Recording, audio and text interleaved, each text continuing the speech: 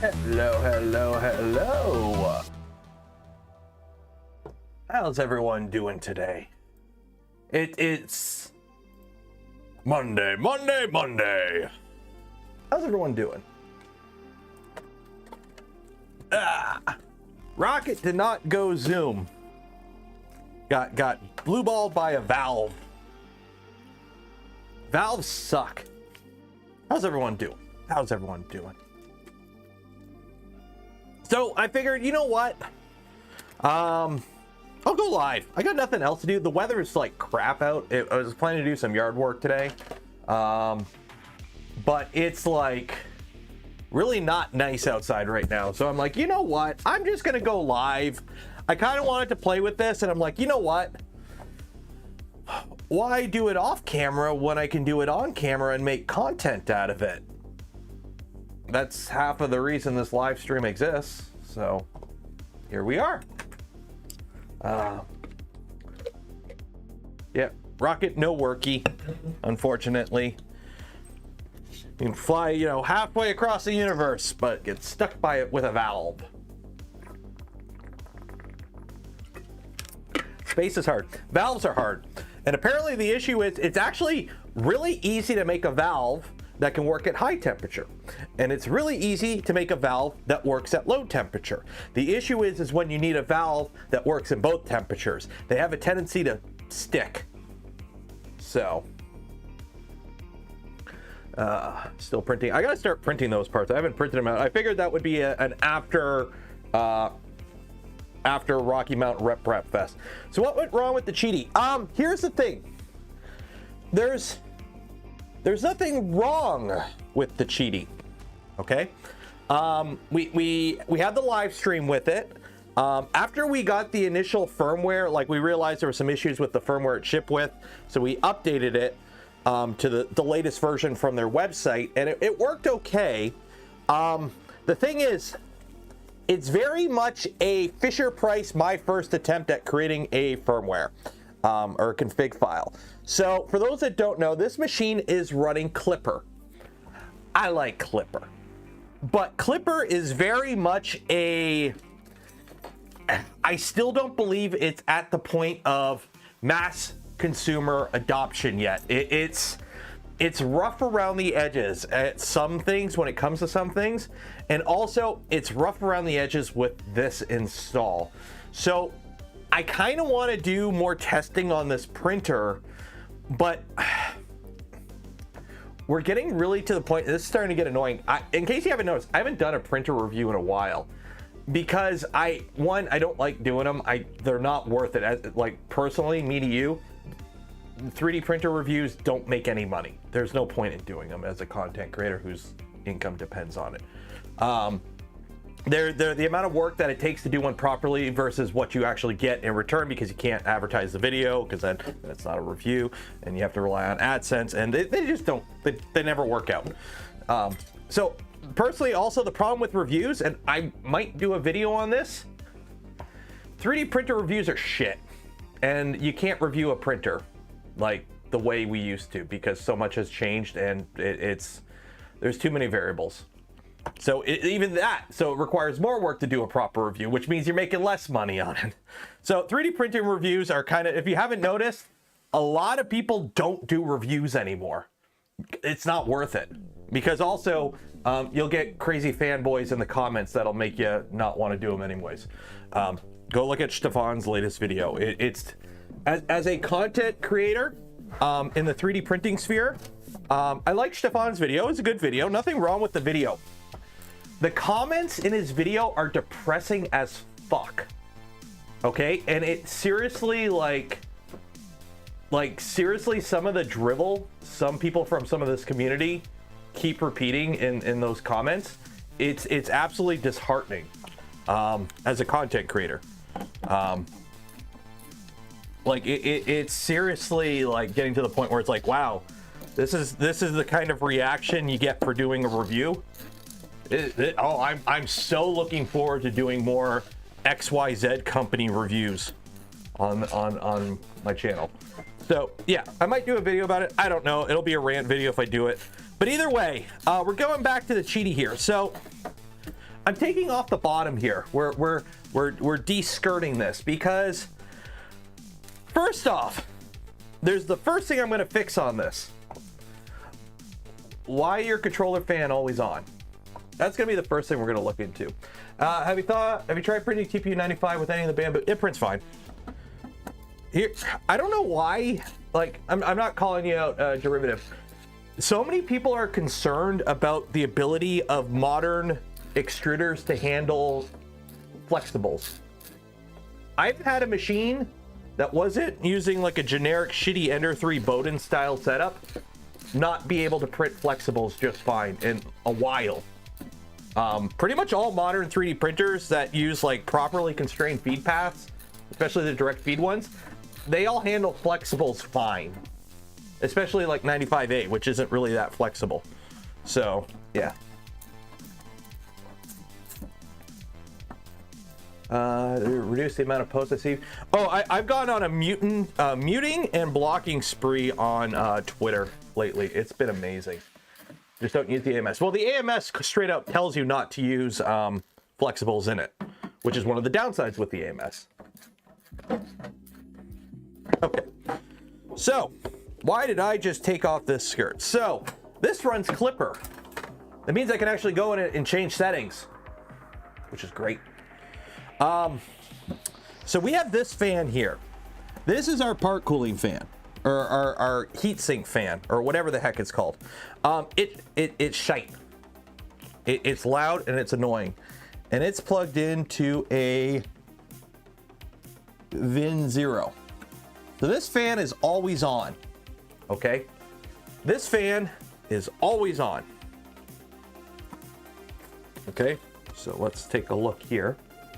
So this is kind of, I'm hoping somebody from Qidi sees this video or this live stream, because we're going to go through, there's a lot of weird things with this machine that aren't bad, but like the implementation was good until you came to the finish line and you raised your hand up and then somebody beat you.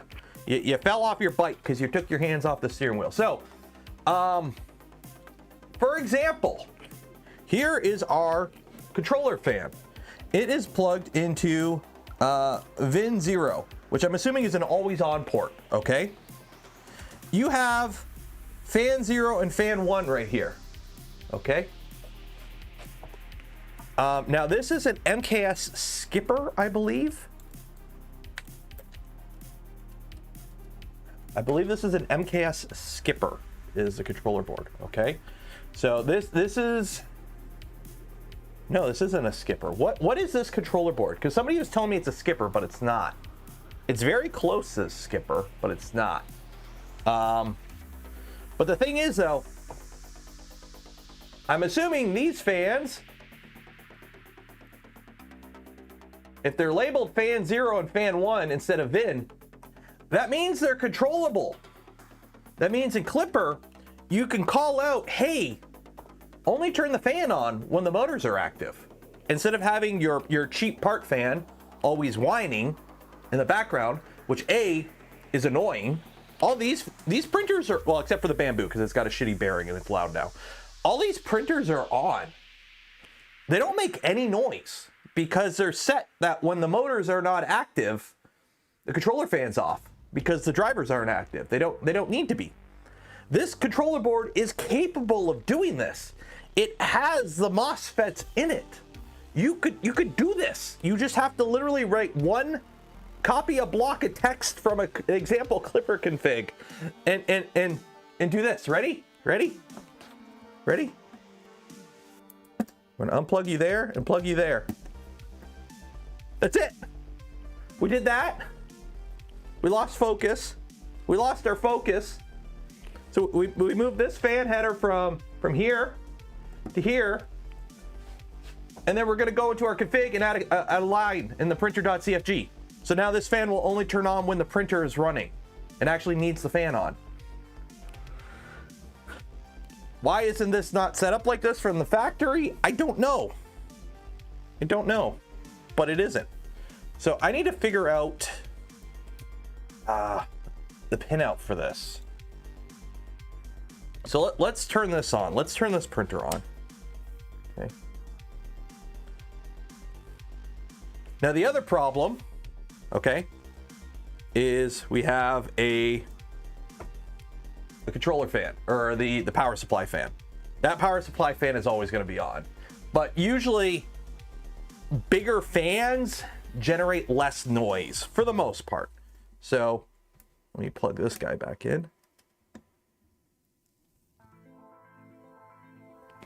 Take my headphones out.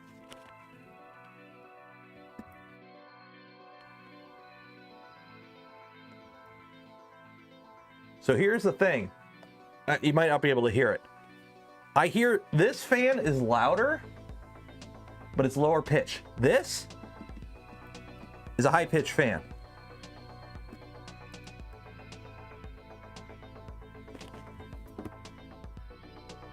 I think we just had a controller failure. Or it aired out because I unplugged the fan. But either way, I can hear this fan more.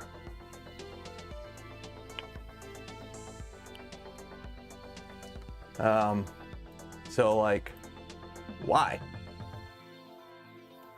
So that fan's on fan 0. So let's see what the heck they have in a printer.cfg. So not fluid.cfg, printer.cfg. Fan. Okay. Oops. Actually. Control F. Fan. There we go. Okay. So we got fan 2, which I don't know what that is. So we got hot end fan, output pin fan 1. So this is what fan? So they're hot end fan, fan 0. So which pin is fan 1? So this is fan 0. So fan 0. So is it GPIO 2? Oh no, that's the hot end. MKSTHR. That's the hot end, I believe. I believe that's the tool head. Okay. So that's that. So we got fan 2. So the thing is, on this controller board here, there is no fan.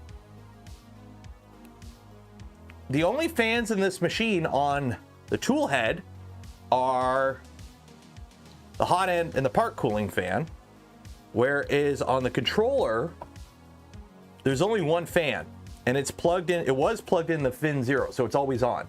So let's take a look here. So heater fan nozzle 1. So this is depreciated. So what is fan 2? What do you have as fan 2? There is no fan 2. So PA8. Okay, so that's PA8. Fan 1, PC9. So what I'm gonna do, printers, let's take you over. Let's steal some code here, machine. So it's labeled for a fan, and it's on, but it's not doing anything. So I'm assuming fan 0, because I got fan, yeah. Is there a fan 0? There's fan 0 there. But I don't see, so PC9 is fan 1. That's fan 2. So the problem is hardware.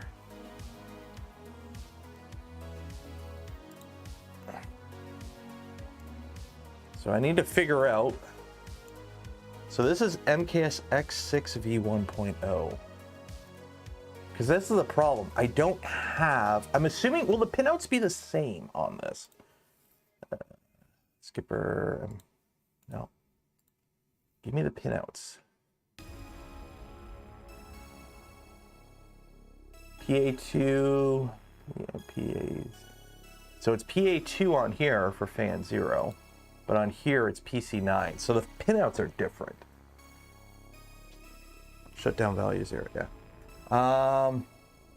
Use fan 1. I'm assuming fan 1, because they only have 2 fans on here. They got fan 0 and fan 1. There is no other fan hookup on this controller, so I'm assuming it's fan 1. So PC9. So what I'm going to do is I'm going to do a little steal here. This is the good thing about Clipper. You just copy and paste a lot of shit. So, hey, look, we have a controller fan, okay? So, controller fan, cool. So we got, this is a controller fan here. So I'm gonna place this here, okay? So I'm gonna call this fan PC9. Okay. And then all of this, I'm gonna comment out.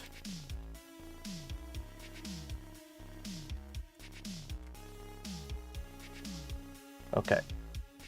Because I don't see any other controller fan documentation in here.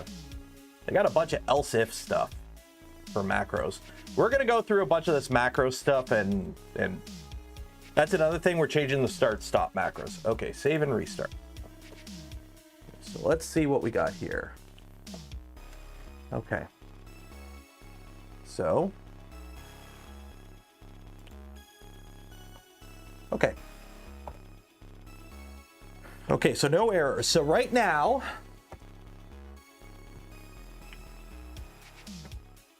the annoying, so the heat, this fan we can't do anything about. That's the power supply fan. It's a 350 watt power supply. Yeah, you could probably put a mean well in there, but it is what it is. So this fan's off, okay? So now, if I tell it to move, that fan should come on. So I should be able to home it on its side here. It should be okay. Let's just home an axis. So let's home X. And it's on. There we go. And if I, what is it? M87 turns off the motor. Is it M87 turns off the motors? M87? M4, what is it? What's the motor turn off? Shit.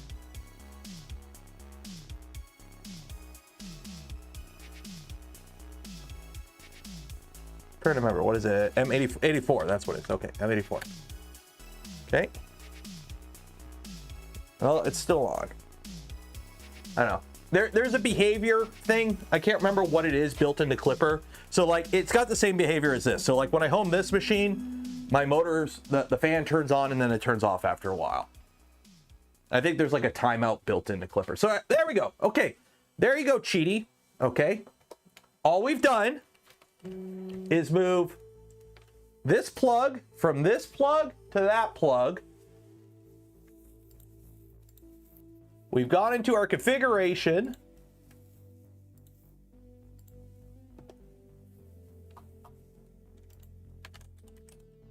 And we commented out your fan 1 stuff and we added a controller fan header. Okay? So now the small annoying fan is only on when the printer's on, or when the printer's actually doing stuff. So right off the bat, we've improved the quality of life of your machine and it didn't cost us a thing. So that's something you should do. Okay, so that's the first thing. So now let's shut down, put this back on, and we'll get it flipped up, and then we'll go playing in some configs. Somebody put, oh, I missed one. Steve, $10 for Rocky Mountain Rep Fest. Thank you.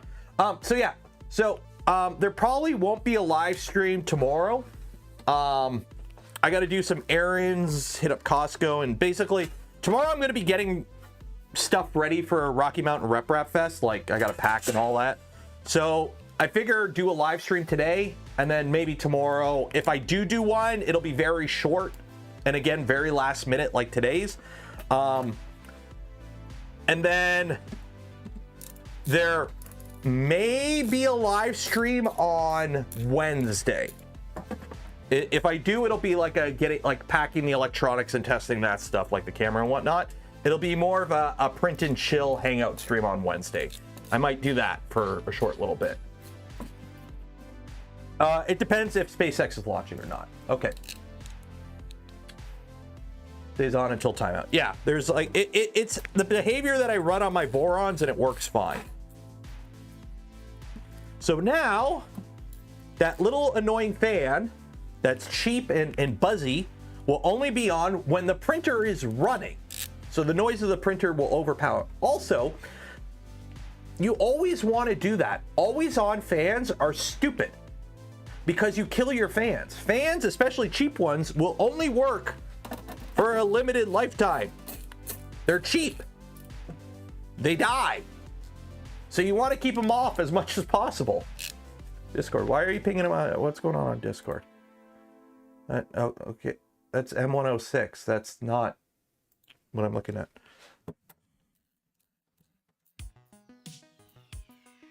Do they lock the SSH password? I don't think so. We're going to try SSHing into it now. I don't think it's locked. So that's another thing I found out. This is running Clipper. The problem is, one of the things I wanted to add on here was camp, so that it only does a bed mesh for the area you're printing. We can't, because right now this is running Clipper 10. So it doesn't have the built-in exclude object function. To update to Clipper 11, I believe we have to re-flash the controller boards, which apparently is not that simple on this.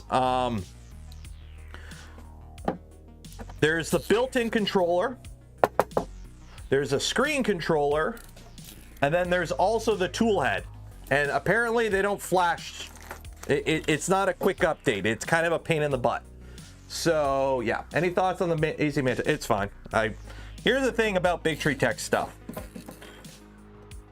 As long as it's not the first revision that they inherently made something wrong with or something, because it's Big Tree Tech, it's probably fine. Functionally, it'll be the same as every other 32-bit controller with TMCs. There's really no performance difference with any of these controllers. What are your thoughts about the Lurge? I haven't played with one. I think Modbot did something. It looks like a kit version knockoff of a V-Minion, from what I've seen. Can I make a live of it? I don't know if one shows up.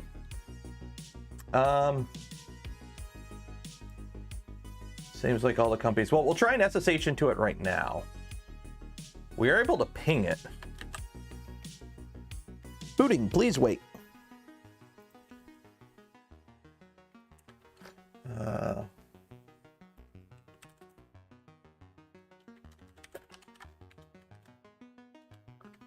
Okay, so the thing is, I need to know the username.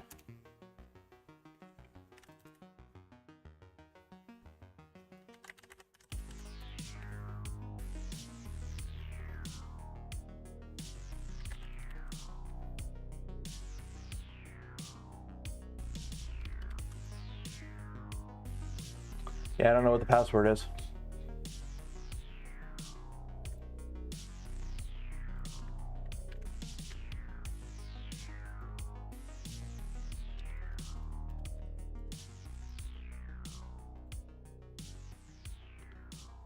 Support, software and firmware, X-smart 3.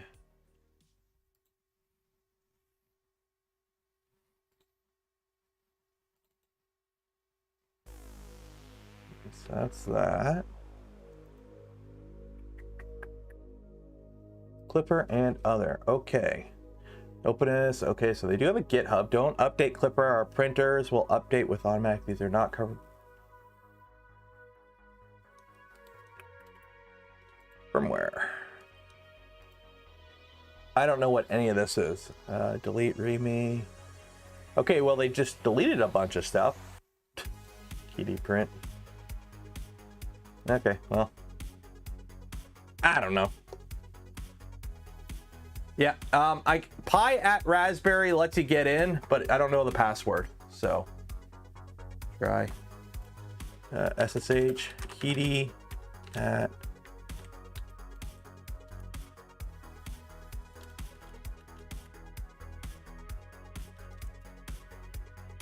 Qidi, no, admin.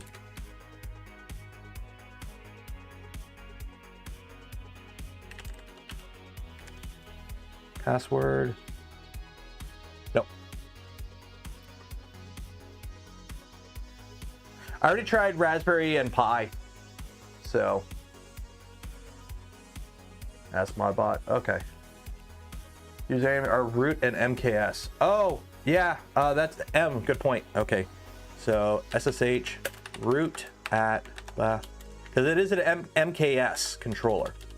So root at that and MKS. Oop. What MSK? MKS. Enter. Nope.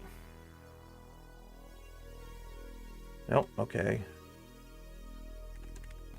Root. Oh, maker base. Maker base. That might work.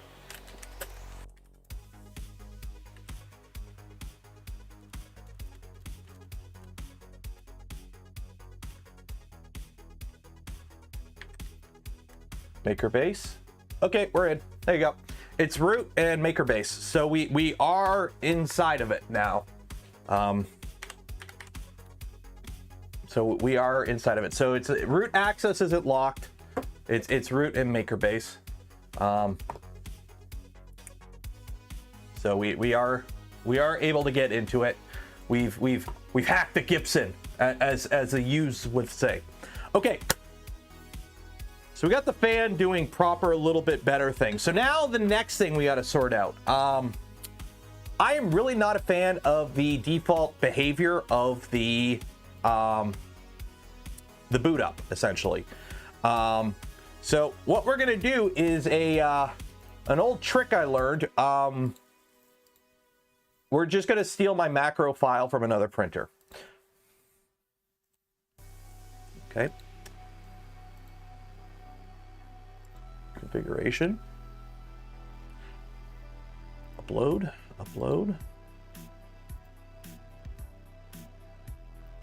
Edit.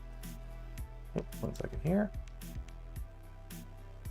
Rename. We're going to call it macros. Okay, so what we're going to do is I'm just going to use my normal Voron macros that I use for everything. Actually, no, I can't use that machine. No, that machine's running tap. I can't use that macro file. 1 second here. That would be bad. Delete. Okay, so we deleted macros. Okay, I need, oh. Okay, I deleted the wrong macro file. Upload file. This one. Edit. Nope, rename. Okay. Macros.cfg. There. Okay, cool. Let's steal it from the LDO v2 because that one's running a probe. Okay, there we go. That's the one I want. Machine. There we go. Download. Okay, there we go. $5. Cheers. Non-root account is MKS. Use it for Kiao. Also, I'm helping Qidi get this Clipper 11, so stay tuned. Okay, awesome. Hopefully, they can make their update work where it's just like a you update over USB, because that's going to be the problem with Clipper. This is going to be the big problem going forward with Clipper, with these off-the-shelf machines running Clipper. Clipper has quirks, okay? And one of the quirks is every now and then when you do an update, you have to reflash your controller boards, okay? And that's not always an easy thing to do. Sometimes you could do it over USB. Sometimes you need an SD card. The problem is that involves SSH commands. People are dumb, and copy pasting is hard. I've shown that many times on this stream. So having to tell users, oh, hey, to update the firmware on your off-the-shelf machine, start SSHing into it and copy and paste all these commands and hope you don't screw it up. Otherwise, you might brick it, and then you got an even bigger problem. That's going to be kind of a problem. So this is running Clipper 10. You're missing out on some stuff. You're missing out object exclude. Without object exclude or exclude object, you can't run camp. Okay, which is the cool little thing where it only like probes the area you're printing. That's a really nice thing. We can't do that. So let me see here. What else is it missing? So in terms of functionality, the machine's fine on Clipper 10. Like it's only from Clipper 10 came out of date what, last year, end of November. So it's not bad, but we're missing exclude object, and that's a big thing. Other things here, it's like, okay, cool, we don't have, you know, support for some random MCUs and some other stuff that we don't really need to worry about. But it's this, it's exclude object is kind of hurting us a little bit here. So.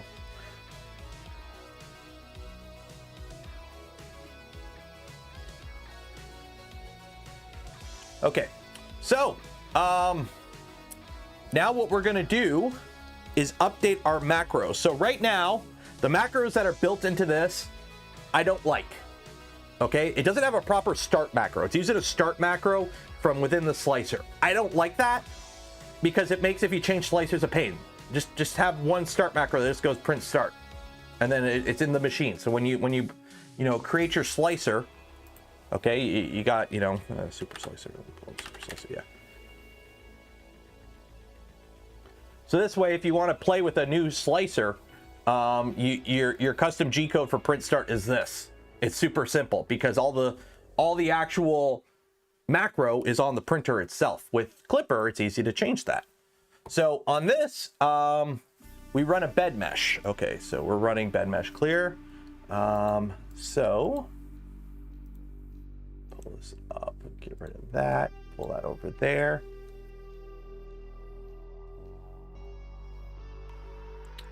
So we're gonna home all.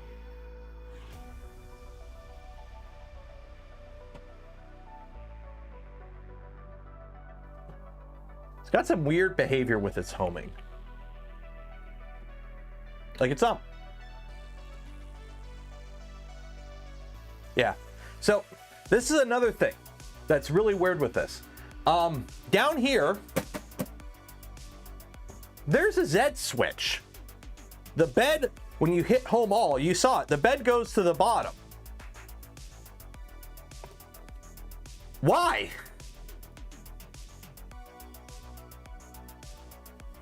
Pourquoi? Quoi? There's a nozzle probe. When you hit, you know, QGL, where is QGL? Or bed mesh? Where's bed mesh?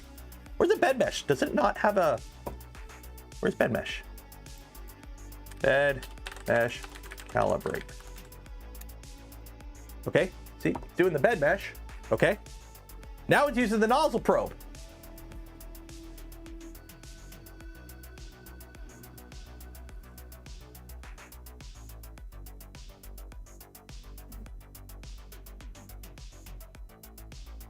So it's doing a bed mesh. Okay, that's good, but why are you homing to a Z switch at the bottom?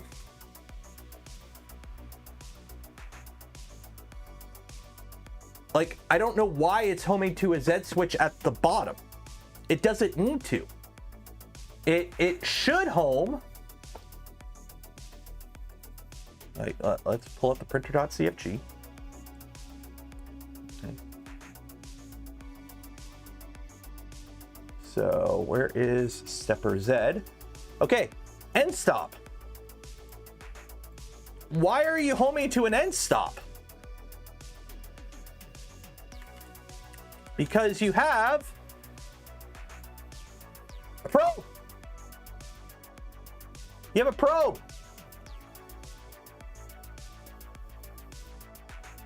Like, why are you homing to an end stop at the bottom? Is there no safe Z? There's no safe Z either. So, like here, I'll pull up, shoot. Do I have any printers online that have it? No. No. You would probe, you would do a, 1 second here. You would use a printer's documentation. No, that's not what I want. GitHub. Let me pull up a printer that has it. So firmware, okay, so whatever, v3 config, cool. So here, this is a switch wire. You have a virtual end stop, okay? That's your probe. This has a probe. So why are we not using a virtual end stop for this? Okay, Z plus N Allen. Okay, so on a Voron V2, you have, you know, a separate switch, and you also have the inductive sensor. That's because on a Voron, the Z switch sets your Z offset based off your nozzle. This just has a random bed probe, like end stop. It doesn't need to exist because your offset is based off your inductive probe on this. Okay, it's not. Your Z is based off your inductive probe, not off of your bed location.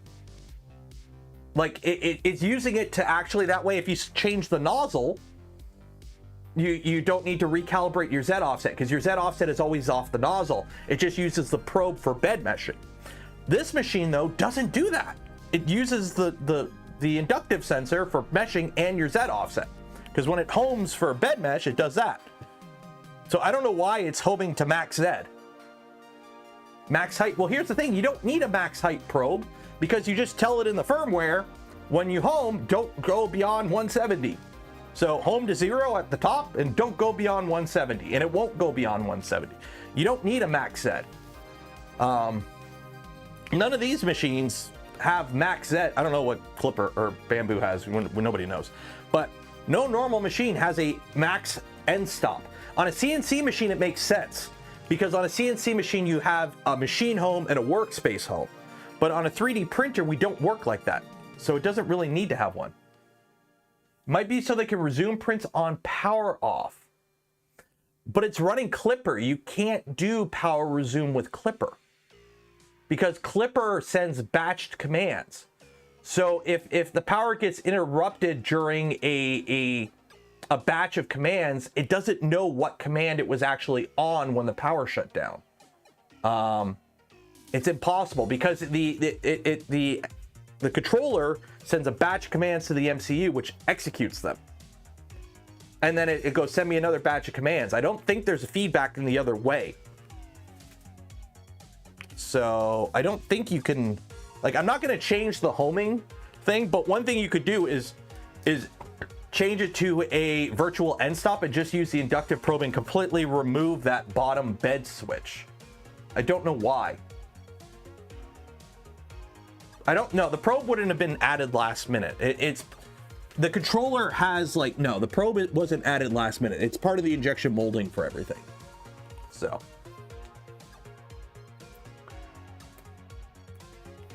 that is if Clipper was the idea from the start. Still, even on Marlin, if you're running Marlin and you have an inductive probe, like a probe in your tool head, you don't need a separate Z switch. So yeah, so that's one thing. Okay, so let's go back to the macros. Okay, so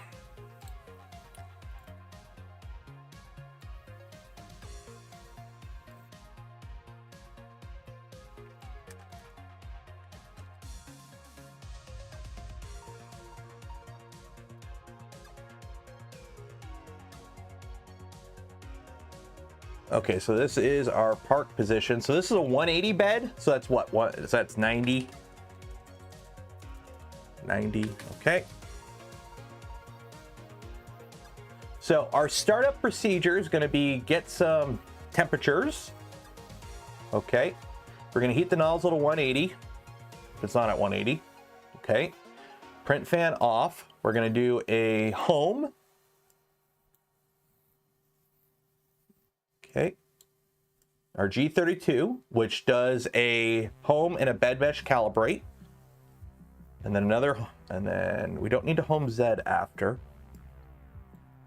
I don't think we need to home Z after. It shouldn't need to because it would just be automatic. Okay, and then there's our prime blob, and then print. Don't need any of this because there's no nozzle change. Don't need any of this because there's no nozzle change, and then print end.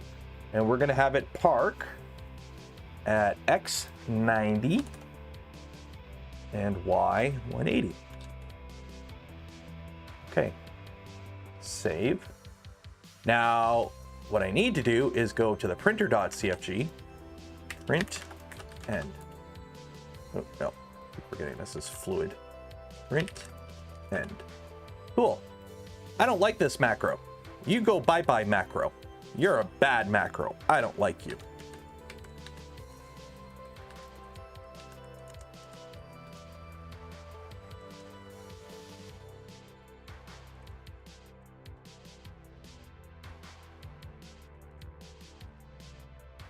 Print and power off. I don't like you either, but I'm not going to use you. Cancel print. I'll leave the do I have a cancel print in macros.cfg?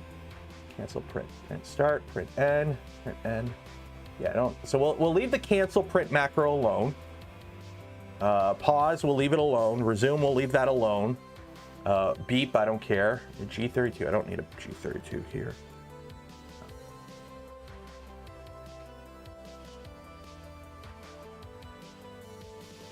Wait a minute. Wait a minute. What?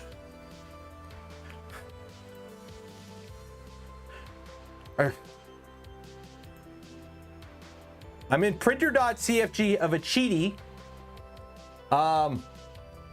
X-smart 3. Why is this line here? Why is there G32 in here that calls for a quad gantry level on a single Z motor, dual lead screw setup? Qidi, what you doing?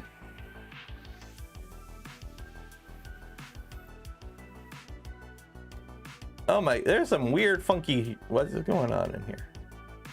Okay, cool. Some X-twist stuff. Okay. Okay. Okay, so we got this. Okay, so we need to include macros.cfg. Boom, boom, boom. Save and restart.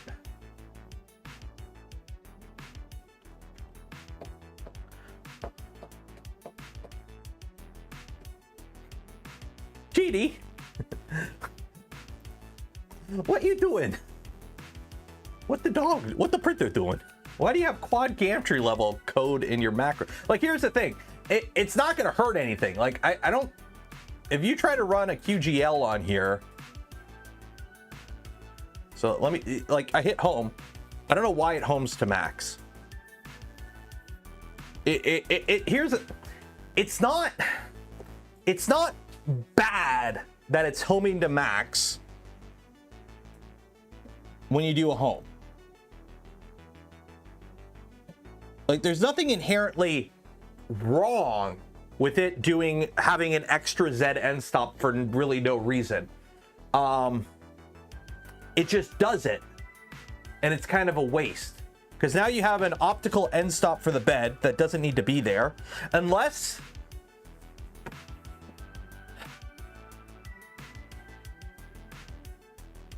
the only reason I could think of to do it this way is if, because the optical end stop is inherently more accurate than the inductive probe, if you do your Z offset based off of that optical end stop instead of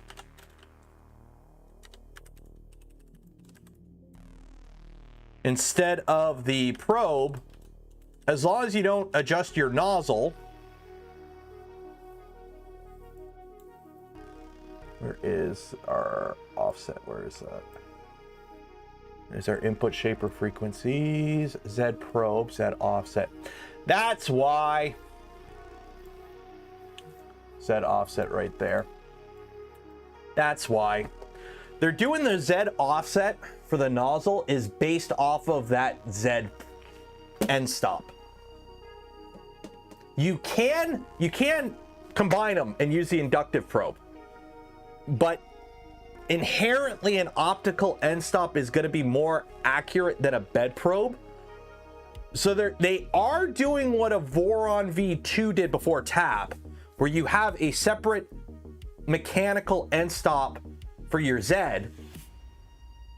offset, but instead of it pinging off a nozzle, it's pinging off the bed. And the probe is only used for bed mesh, I guess. So it's not wrong.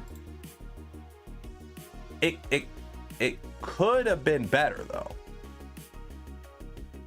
I don't know. Okay, so now we need to print something. So let's bring up Orca Slicer and see if we can create a profile for this. So downloads, Orca Slicer. Because what I want to do for this is basically just take or run Orca Slicer. No, I want to run Orca Slicer. Run anyways. I want to take Orca Slicer here and basically take a Bamboo Lab P1P profile and just kind of it into a did I pull up the wrong folder? Into this. Oh yeah, it would help if I opened the right file. That would be it. Orca Slicer. There we go.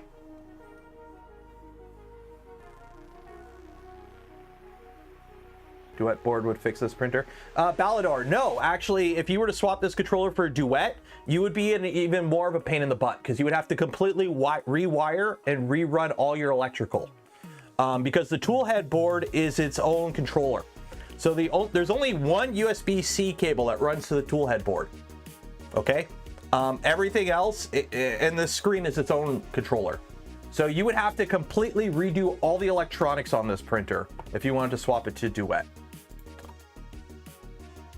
Okay, so how do you can you add a printer? Let's add a printer. Can we create a new printer? A custom printer? Rat rig, snap maker. Is there a profile in here for Qidi? Okay. Can you create a custom printer in here? Is there the option to add a custom printer here? So I want to take a Bamboo Lab P1P. Okay, confirm. Okay. So we got a Bamboo Lab P1P. Okay. So if I wanted to change, what is this exclude area? Set. Okay, change the print area. Okay, so we want 180 by 180. Okay. Load the texture. I don't want texture. Okay. So that's the size is 180 by 180. Printable height 170. Okay.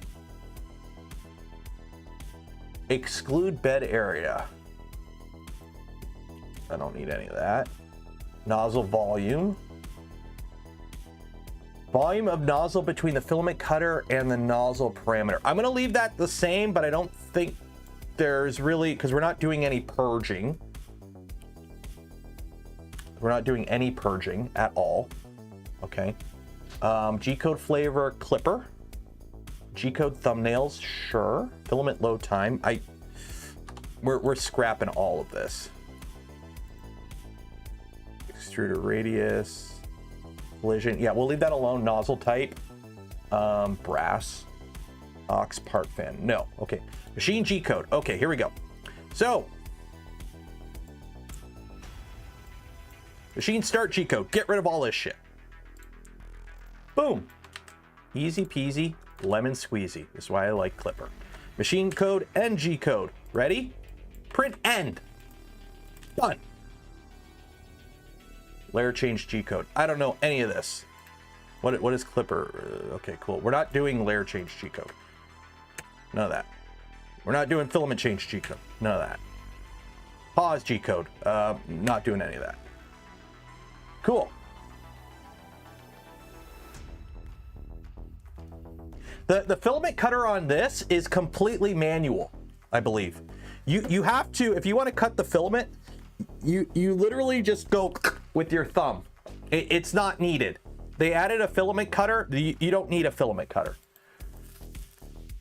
Okay, motion ability, max speed, XYZ. Yeah, we're gonna leave these the same. We're gonna leave these the same. extruder. Okay. So nozzle diameter, sure. Max layer height, we'll change that to 3.5 just in case. Extruder offset, sure. I don't know what this means. I don't think there is an offset. It's 0. Okay, retraction. We're gonna leave the retraction settings the same. Z-hop spiral, Z-hop when retracting, sure. On layer change on that. Okay, cool. Save. We are gonna call this Qidi X-smart 3. Okay.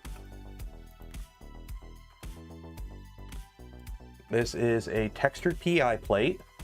As you can see, our texture for the bed is a little not right. But we've got our standard bamboo profiles here. So let's load up a Nero cube. Where is it? Nero 3D. 3D. No, where is it? 3D models. 3D models. Nero cube. So we've got a Nero cube there. Okay, cool. PLA basic. I don't like that color. How do I change the color? It's green. There we go. There we go. Okay, cool. What's the limits? The limits are 20K. The limits in this machine,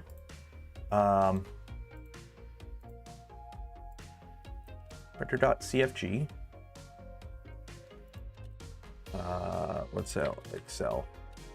Is that's extruder. Is 20,000 for max Excel is 20,000 and max velocity is 600. So she will chooch. She will chooch. Okay. So we've got that. We've got a Nero cube. Let's slice it and dice it. So that's 33 minutes. So speeds right here. This is default Bamboo Lab speeds. Okay.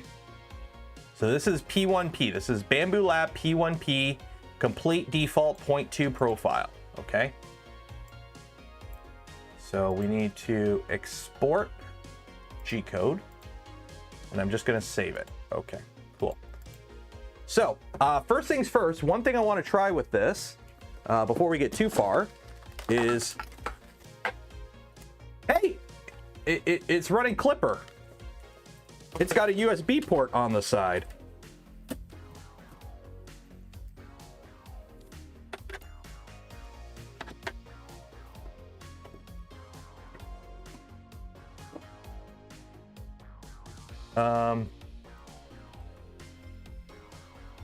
So configuration, nope.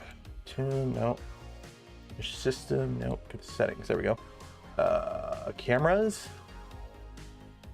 So delete that. Add a camera. We're gonna call it cam. MPEG stream and add.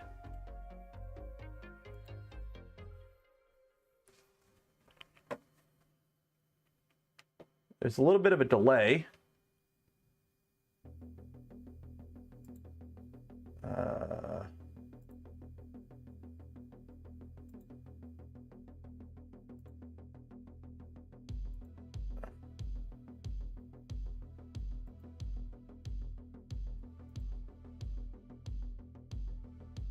There's a bit of a delay. Settings. Let's see if we can make it a little bit more. So this is a Logitech C920. Can you change the resolution? FPS target. I don't think you can change the resolution.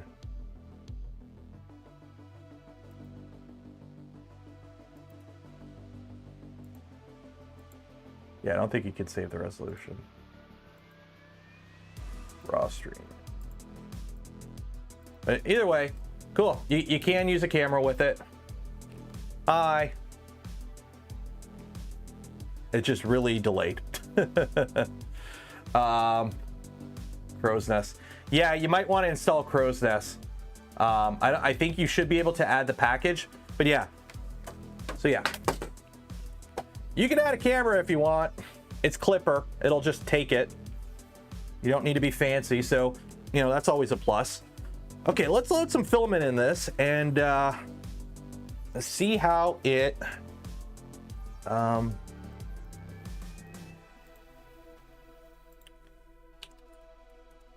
heat that up. Okay, I want to print with some fancy color. Let's print with I need a color.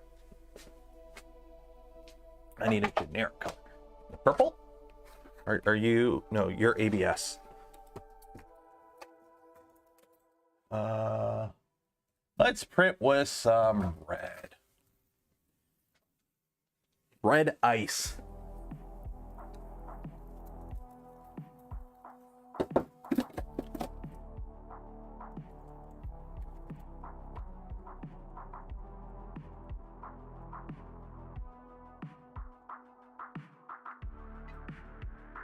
Okay, so let's load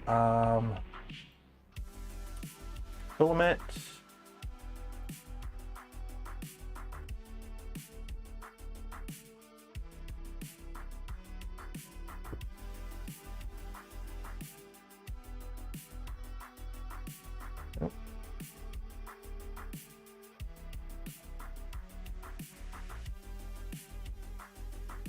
You did not catch right. Why did you? Oh, that would be why. That might do it.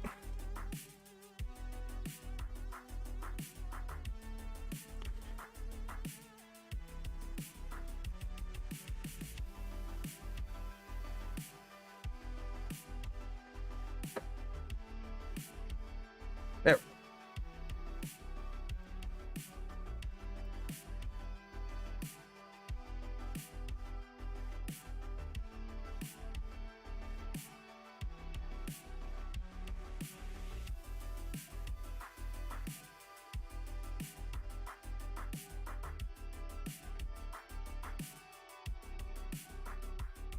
Bamboo orange spool.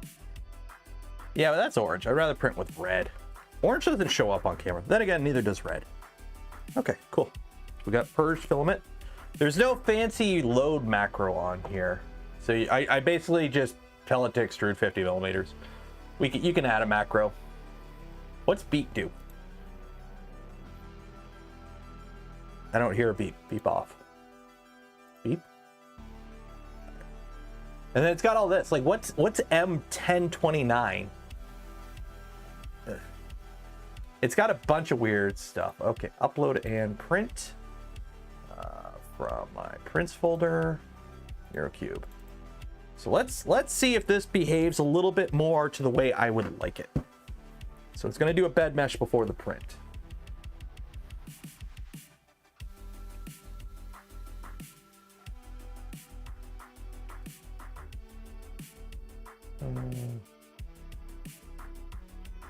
Just ordered an X1C. Nice. You know what machine doesn't make sense? The X1. Why would you buy an X1? Like, if you're cheap, you go with the P1P. And the cost difference between the X1 and the X1 Carbon, why would you buy an X1? I don't know. Everyone buys it like this, though. Everyone buys it with the AMS, apparently. That's kind of the thing. Okay. So we're heating the bed up to 65. X1 has a metal rod, right? No, they're epoxied in place. Oh, they discontinued the X1. Yeah, that makes sense. That makes a lot of sense. The X1 was kind of like in a weird, like, why do you exist?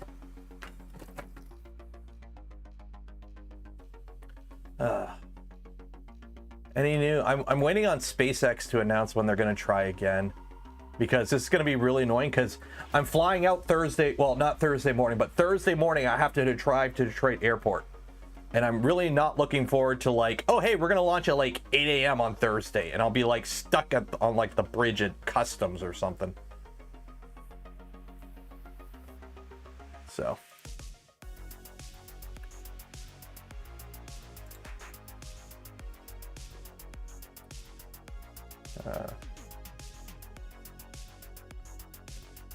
Yeah, I'm hoping it's Wednesday. Although the weather Wednesday ain't great.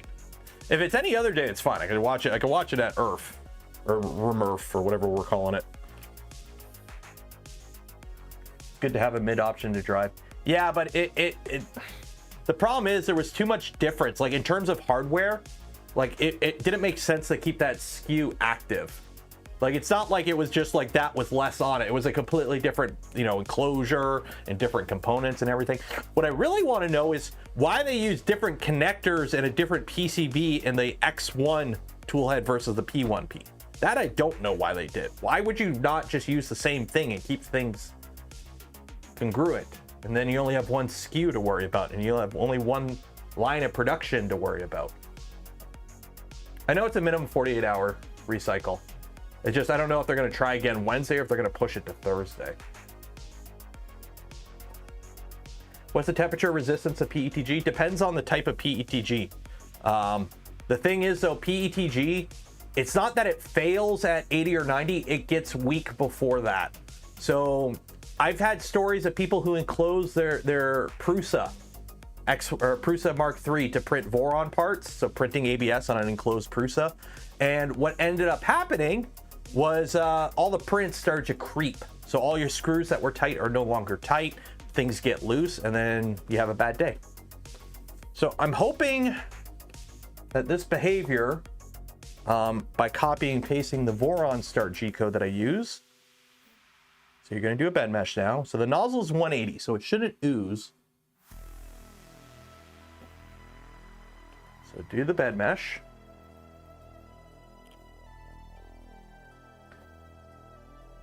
So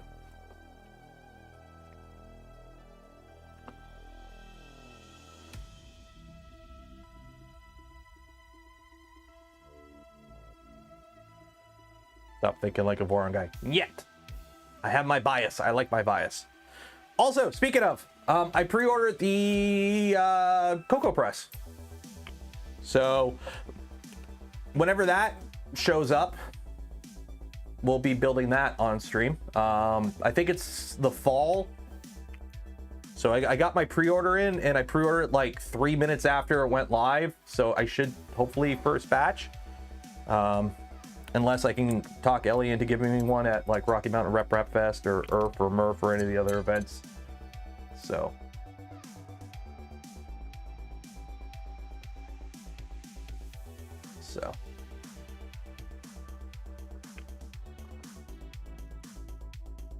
See, camp would be really nice on this. I need to start putting camp on these machines.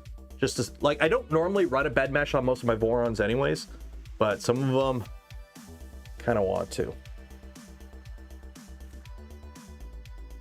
For what? Cocoa Press. It's basically, imagine, it's the Cocoa Press. What's this? It prints chocolate.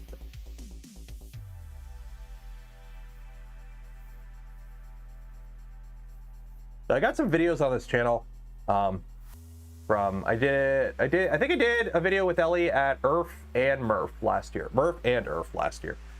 So okay, so now it's parked. The nozzle heated up. It should do a purge line now.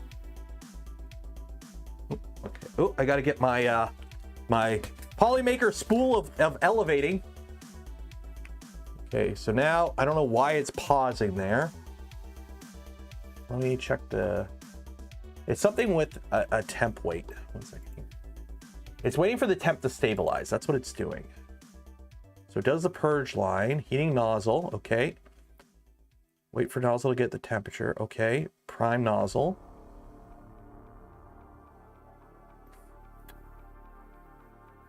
I don't know what are you waiting for? Did you error out? Oh, fan value 3 is not valid for pin. Oh, it errored out. Okay, 1 second here. Clear file. Okay. Home set.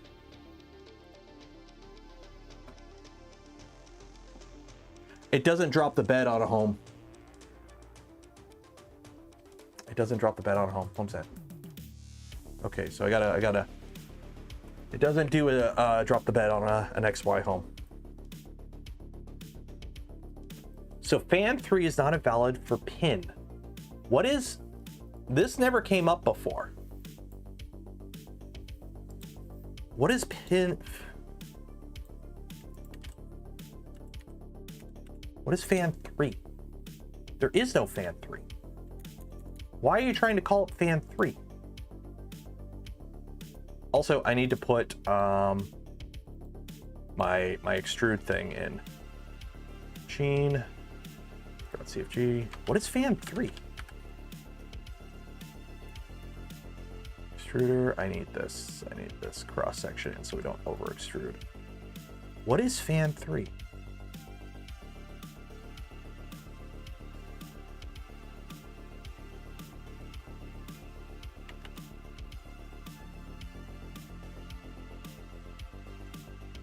What did I do? What did I do?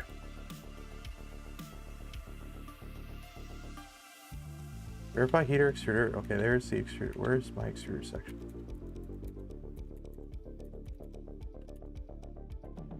Oh, is it? Where's my extruder section? Heater extruder, heater extruder, extruder. There it is. Okay, cool. Maybe one of your copied macros? I don't know. Save and restart. There shouldn't be a fan 3 in anything.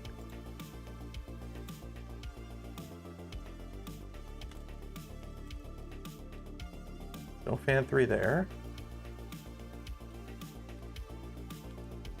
No fan 3.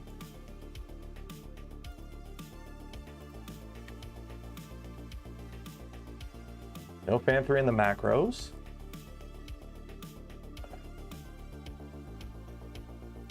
There's nothing in here. Why would you? What's the fan 3 thing?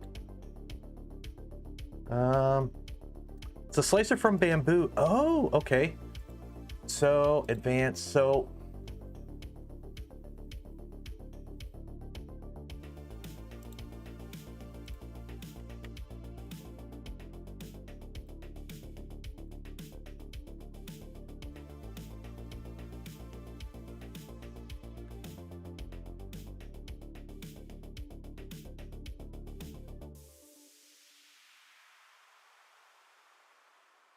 okay, if bed is that, okay, I don't, what is this? Okay. Check the G code. Cooling. There is no fan.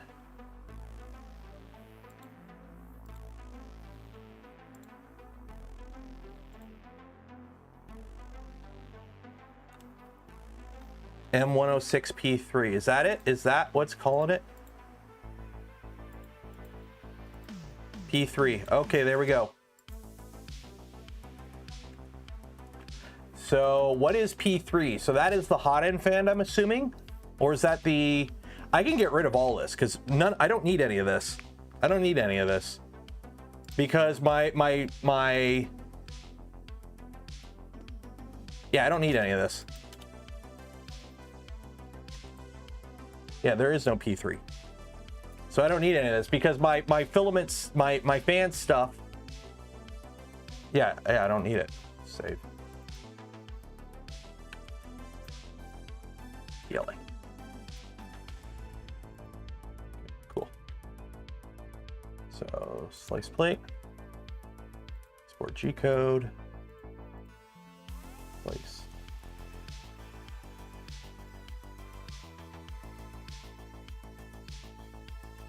Try this again.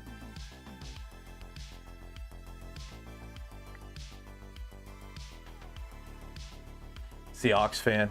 That would make sense, but we ain't got no stinking aux fan. What slicer is that? It's Orca slicer. So, in the beginning, there was Slick 3R. And then Slick 3R became Prusa slicer. And then Prusa slicer was forked into Bamboo slicer. And then Bamboo slicer was forked into Orca slicer. And I think there was probably 5 other slicers somewhere in between all that. It's turtles all the way down. So basically when they made Bamboo slicer, they took Prusa slicer, took some of the features out that you don't need, put a Gucci interface over it, which is a nice interface, don't get me wrong, and then put some other stuff in it, step support and a few other things. Well, then Orca slicer came along and said, cool, we're gonna shove the shit back in that you took out, and then we're gonna shove more shit in there. So it's kind of the Gucci new thing. So it's kind of like what Super Slicer is to Prusa slicer, Orca slicer is to Bamboo Studio, but maybe better. I don't know. So What are we going? Like the smash? I don't know. Like the smash button. Apparently, we got like 500 people here. Like the smash button. Do the thing, because bigger number, better streamer, as we all know. Also, don't forget, we're giving away a spool of Polymaker filament like we do every stream. So link in the description for that, so you don't miss out. Also, it has Orca has a lot of built-in tuning stuff too. Like at one point, I probably should, redo the PA value on this.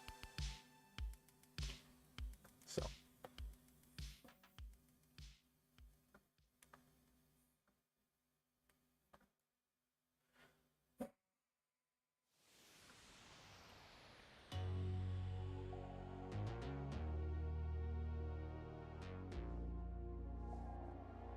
Are the tuning prints better than Super Slicer? I haven't tried them yet, but apparently they're quite good. Apparently the pressure advanced one's pretty decent, and it's built in, so that's nice. So.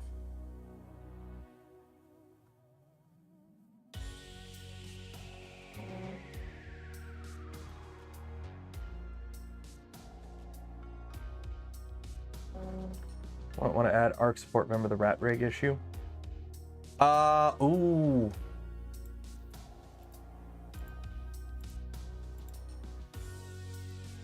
That's a good thing. I don't know if that'll be an issue with this. We'll find out. We'll find out. Shoot, what was the thing that I had to add? ARC support? How did I add that again? 1 second here.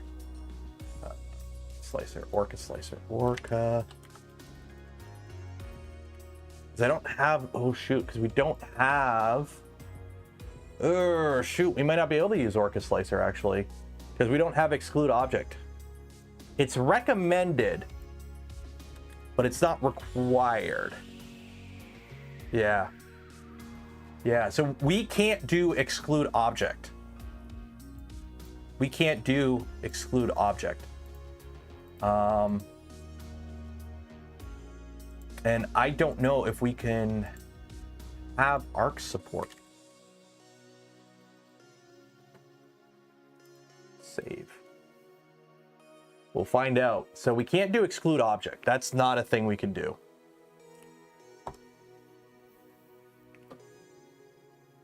But we appear to be printing, so we're okay.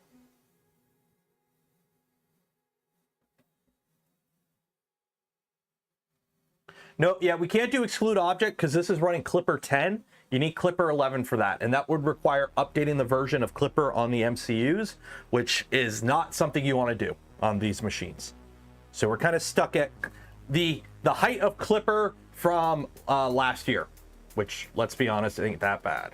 We just don't have some of the Gucci new stuff.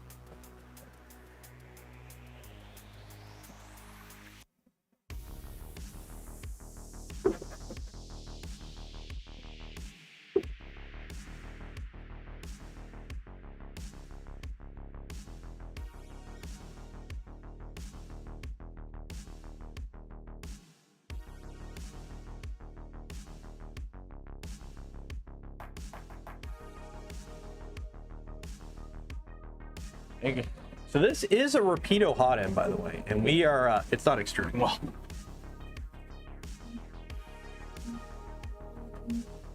It's sucking that filament in, though. Yeah, this might be going fast for it. So how fast is this profile anyways? Outer wall, inner wall's 300, huh? Is that default on a P1P, really? Stock P1P is that fast?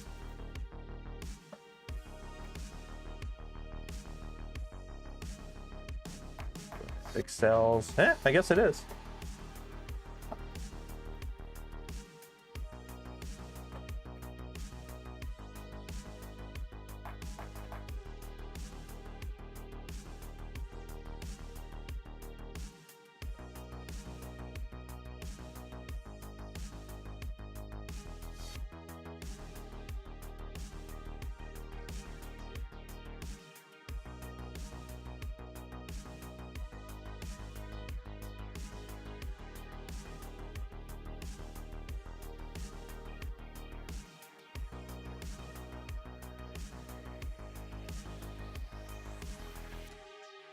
That white cover is really throwing off the white balance.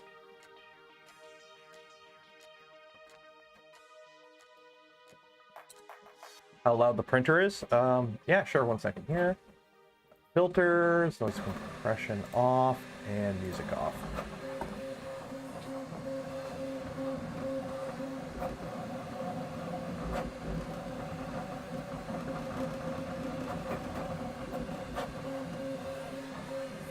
Not bad.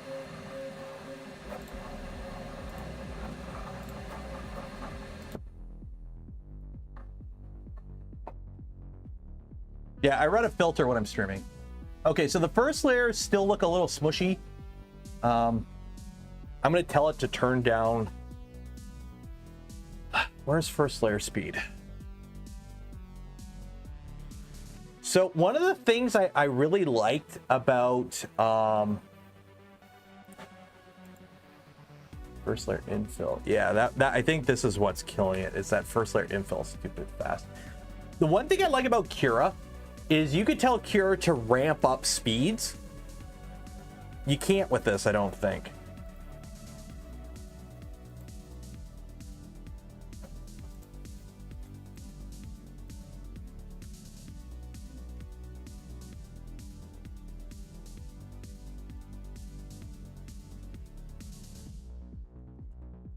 So that means like your first layer would be slow, and then you could tell it to like ramp up to max speed after like 5 layers. So it doesn't go from like a nice, smooth, consistent first layer to like, boom, go.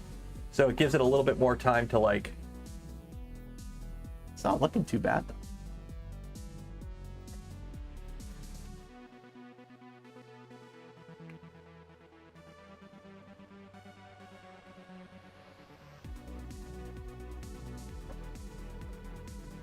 I don't think I can try to play with the white balance here.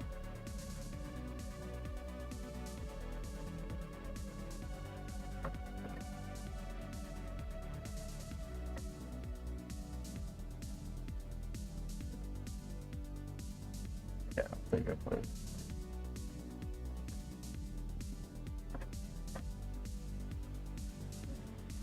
Can't really play with the white balance. It does have internal LED lighting. It does. So, where is... There's stupid macro for it. I don't know where the macro is. It's got a light.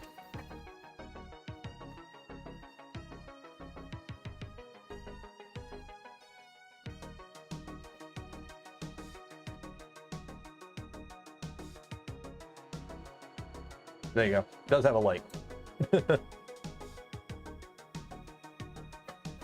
M220 in layer 5. Yeah, you could do that. Same. Yeah, it's... So here's the thing. Any printer that's fast is going to make noise. The motors make noise. Things moving make noise. The faster the printer is, the more movement noise you're going to get. You're going to have louder fans because you're going to need to cool quicker. Fast printers are not quiet unless you want to spend the Gucci money and go servos, which, let's be honest, people who do 3D printer stuff are cheap for the most part. So that's not going to happen. So they're always going to make noise. This doesn't have the, this runs TMC 2209s. So at least we're not dealing with the HBOT noise that the Bamboos make because they're not running stepper drivers. GP Claus, thank you for coming a member. Cheers. Just manual. I don't think I can do manual white balance on this camera. So. Even this, I gotta lock off my white balance on this one of these days. Because every time I bring this camera out, I get super dark. Like I'm already pale to begin with, and this doesn't help. I will say, I'm thinking this cube is looking a lot better than so the problem this printer had before is its default profile that it ships with the slicer on the thumbstick that comes with the printer. This was the rocket ship I printed. This was a little, I think it was 3.5 hours. You could see it really cooks the small details.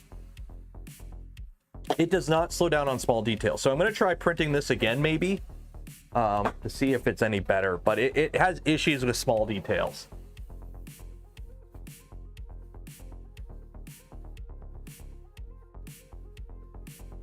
Auto exposure.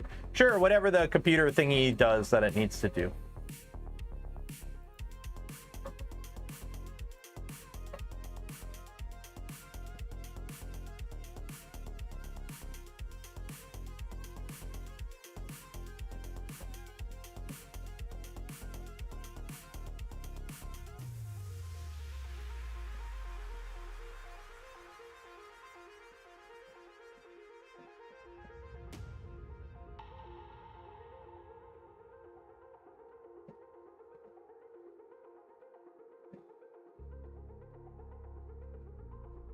Okay, so that's going good. Okay, cool.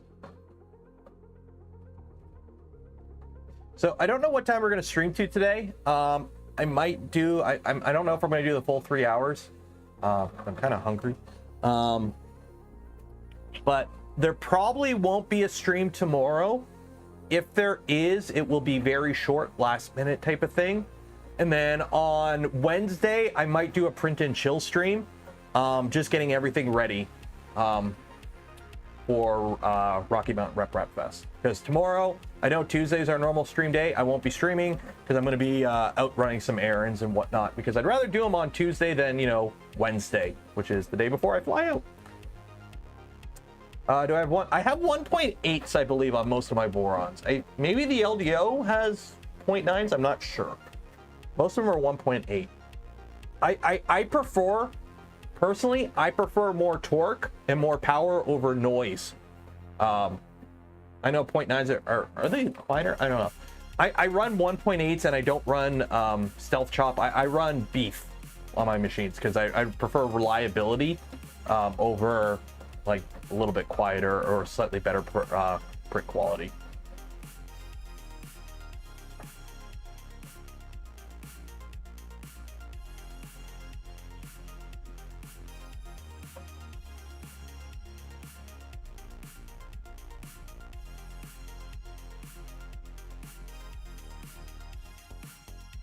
Yo, what's this? This is a Qidi X-smart 3 that we've played around with the configuration a little bit. And we're running a Orca slicer profile that is pretty much a P1P profile that we've kind of just changed a few things to make it work on this machine. So.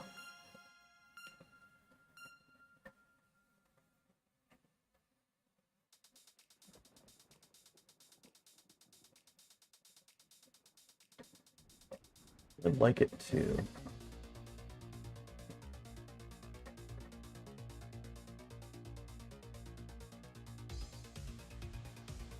Focus on it. There we go. There we go. Okay, cool. Like an Orca, I've only played around with it. This is like the second or third time I've played with it. So far, it seems pretty good. So, can't really seem to complain. Looks okay. It works okay.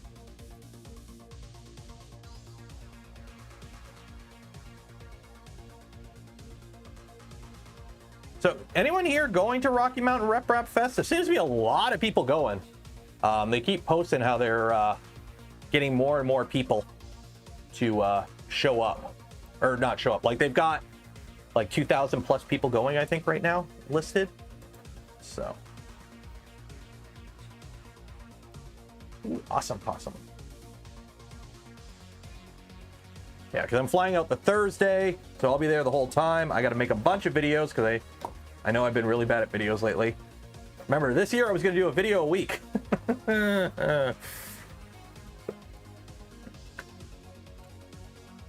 But if all goes well, there will be a video Saturday of something I record Friday. Hopefully, if all goes well. We'll see. We'll see.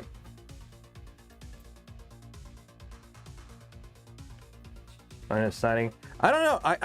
I've signed a few things. The thing is, I don't know how to sign. Because, like, do I put Nero 3D or do I put my name? Because Nero 3D is the channel. which I might rename the channel at some point, because here's the thing, like the reason the channel is Nero 3D is because the YouTube account is my Warcraft name from 2006. So if you like, I think you could, it'll still pop up. Like the actual original account name is Neroga, Neroga, which was my World of Warcraft character's name. Which, if you go all the way back on my videos, all the way back to the Ragnaros video, you can see that. Because at the time, my online name was Uber Nero, because I needed a name for my either Hotmail or StarCraft account. I can't remember which one which, and I had Nero Burning ROM on my computer. And I'm like, ooh, Nero, that sounds cool. I don't know what it is, but it sounds cool. And that name was taken, so I put Uber in front of it, because Uber sounded cool. And that just kind of been it. So when I started doing 3D printing stuff on the channel, I'm like, 3DP Nero or Nero 3DP, and then two people made jokes about the DP part, so it just became Nero 3D. Plus, I don't want to do just 3D printing stuff. So,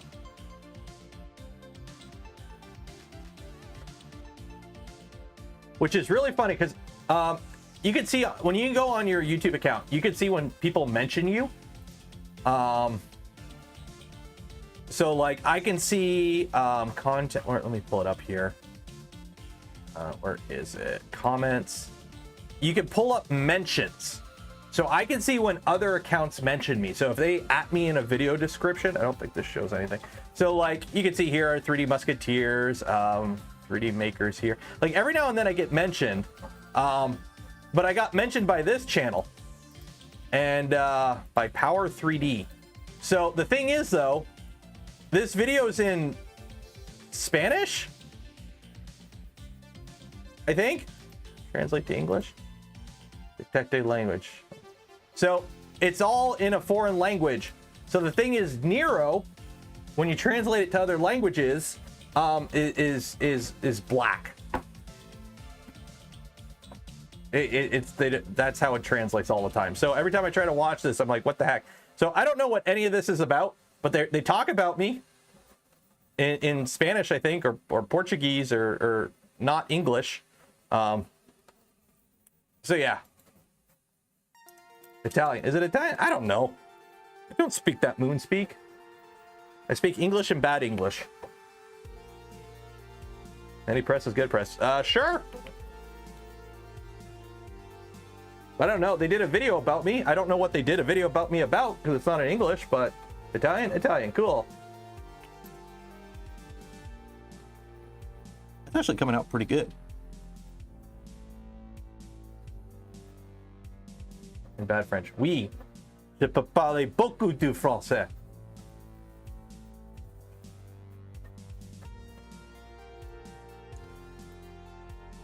The thing is, if I were to change the channel name, I don't know what I would change it to. Because I don't want to do like generic, like just having 3D printing something in the title. There's a reason I dropped it's Nero 3D, because I want to do more than just 3D printing stuff. Because one day, this will be a Minecraft Let's Play channel. We are gradually transitioning to that. I'm incorporating more green into the prints. It's subtle. But one day we will translate into that. It's coming. So is it working now? Yeah, it's working just fine. It's actually printing pretty good.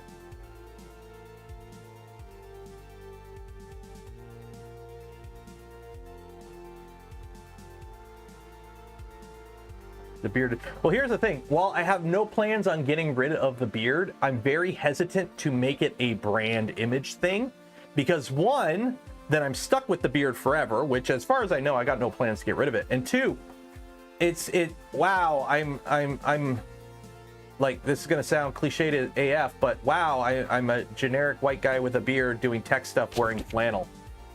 That is the most creative, unique thing on the planet. Oh my god, I'm one in a million.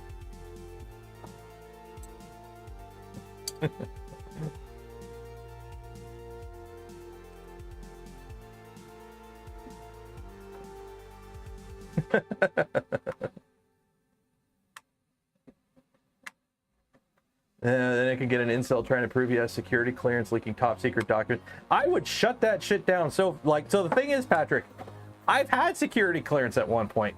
Nothing fancy, but I have had it. And if I saw that shit popping up on my Discord, oh my God, I'd nuke that shit from orbit. I know the repercussions of those actions. Aprons are us. I'm very hesitant to tie the brand to anything that I don't have control over. It's like why I don't like, I'm on the Voron team. I do a ton of Voron shit, don't get me wrong, but you notice there's no like actual Voron branding on anything, even the merch. Which you should go check out the Only Benchy store, link in the description, or !merch, and buy some sweet Only Benchy merch. But in case you haven't noticed, like none of this is actually Voron branded. It's all like Only Benchies is the closest thing. But like it's all either custom artwork, like if you want to get, you know, 3D printer food, dry and ready, shirt, or an Only Benchies hat or whatever. It's all, you know, your good old fashioned conspiracy apron. I don't like tying myself to a specific thing.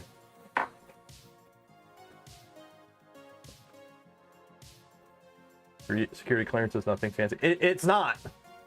I had the lowest of the low, and that's because I spent a summer working on a base that did some NATO stuff. It was quite boring. I knew two things that I couldn't tell anyone, and it was not worth telling anyone. It's like, wow, that exists, and they do that with that? Whoop-de-doo.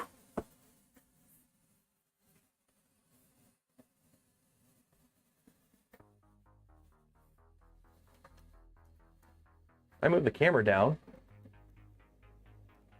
Makes the white balance better because it doesn't have as much white in the frame, the exposure. There we go. So this is a slightly transparent filament, so that's probably why you're seeing some of the weird discoloration, by the way. What things? Well, I can't tell you. I think they're public now either way, but I'm not going to risk it. And again, it's nothing exciting. The Voron logo. Well, actually, somebody made this cube for me. I remember, I can't into CAD, so.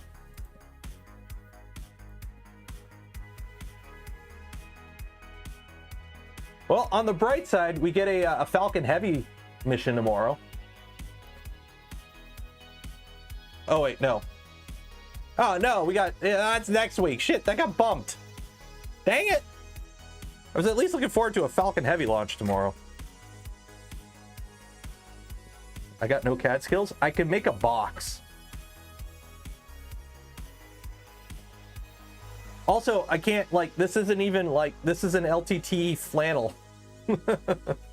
While I enjoy the LTT flannel while I drink from my LTT water bottle. Let's do EVE Online. I did EVE Online. Actually, let me pull it up here. Until I actually started doing, YouTube, like, let me see here, videos. There you go.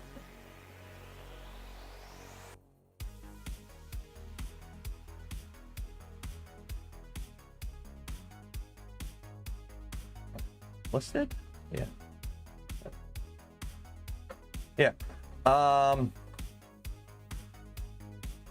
took it down. Oh, I deleted it. I think I deleted it. Up until, oh! Ooh! Look at this!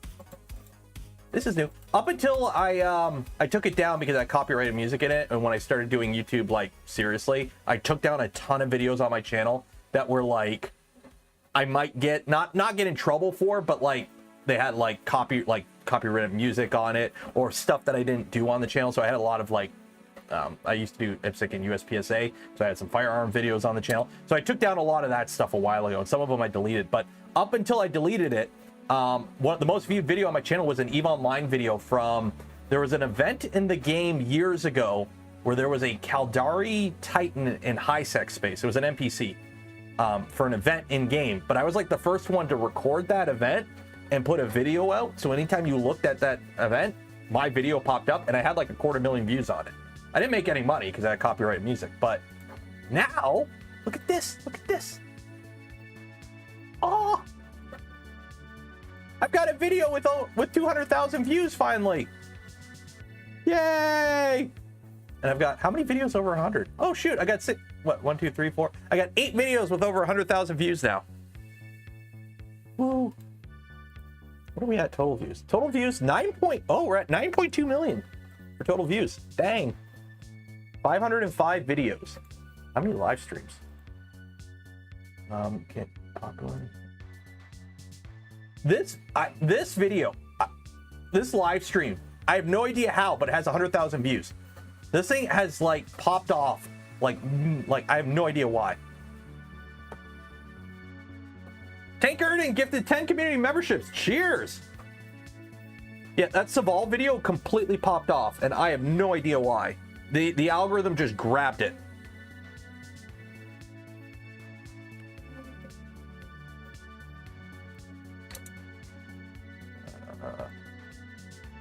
Pull up the analytics.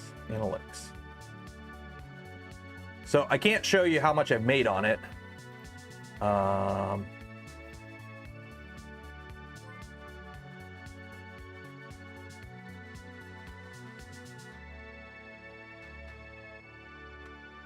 That was the first one to do an SVO6. I guess that's why whenever you see when 20 videos about something come out, regardless of the topic, like all of a sudden you have like 10 videos on a new car, or 10 videos on a graphics card, or 10 videos on a 3D printer, all pop out the same day.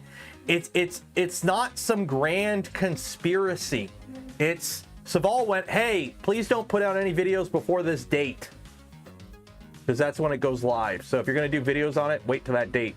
So what happens is everyone puts out their video that date, and everyone wants to be the first one to do it, because if they're the first one to do it, odds are that's the one the algorithm will grab. So it just happened for me. It happened to be 11 a.m. on a Tuesday, which is my normal stream time, and I happened to be the first one to put a video out on it. So it was like, cool. And yeah.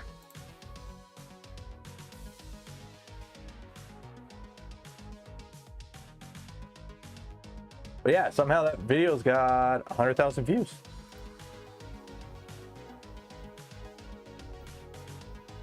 And it's made a decent amount of ad revenue. Can't complain, man.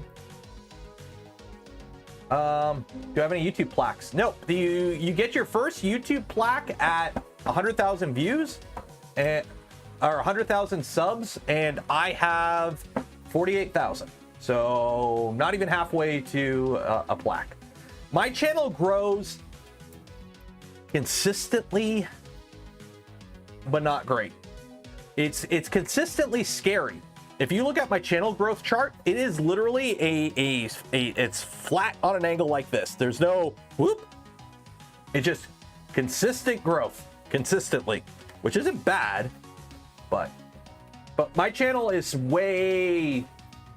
doesn't follow the trend that a lot of other, because I live stream a lot.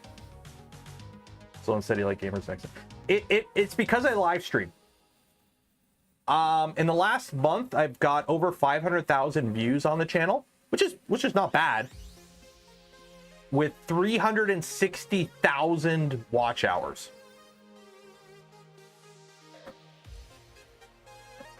Like, the amount of watch hours on my channel for a channel my size is ridiculous, because I live stream, and a lot of people watch the whole live stream at a later date, like they almost like a podcast. So the numbers are ridiculous for watch hours. Like it's stupid.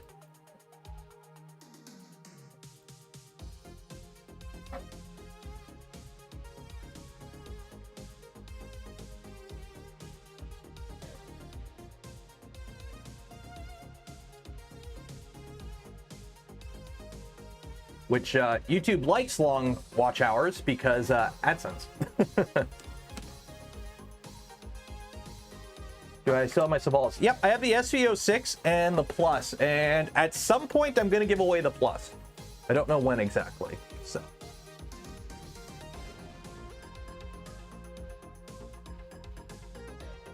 This is looking pretty good. I'm going to put some... What filament is it? Is it gray filament that shows defects really well? got some of this BQ gray PLA. Where are you? Oh, you're poly light. So I'm trying to. I want to print something that'll highlight the defects. White filament. I have. Do I have white? I have white. Please tell me you're not PLA. Or you're ABS. Are you ABS? No, I got. Oh, this is sleek. That's sleek. Gray or silver. I don't have. Oh, I do have matte white. I do. I've got bone. I've got some bone PLA. So I need to print something that's a little complicated, but that will show defects.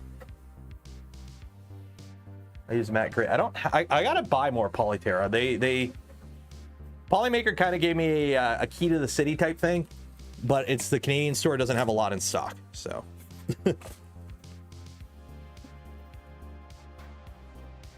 Neon Sick. I've got like 8 spools of green silk PLA, but you can't print silk PLA fast. You can't print silks fast though. That's the problem. That's the problem. Okay, so I need like what's a good like test print that's not a test print? Like something that's actually fun to print. Let's pull it up here.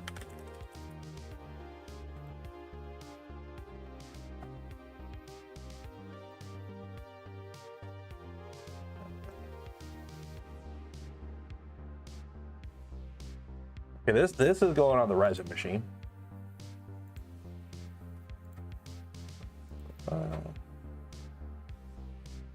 What has Chelsea made lately? Let's see what Chelsea's made. Let's see. Can you not search users yet? I don't think you can.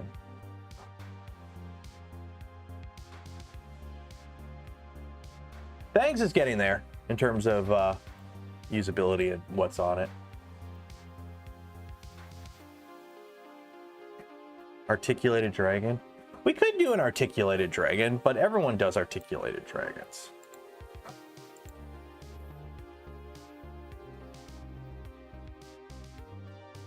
Who is Printed Obsessions, by the way?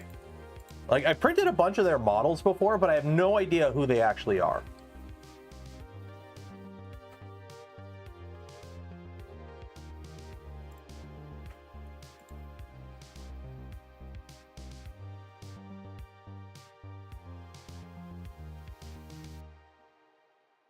When is he? Oh, Easter was a while ago. Ooh. Do the Mew skull.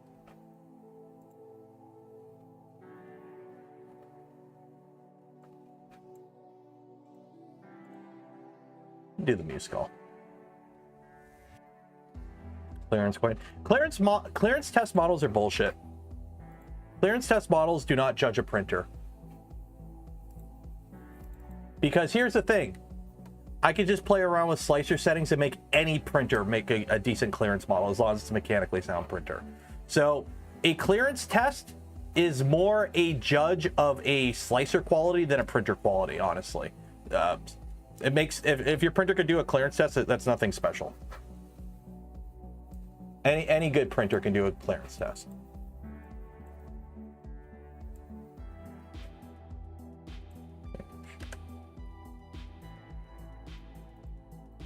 Does that fit on the bed? That fits on the bed. Okay. I want brim. Where's brim support?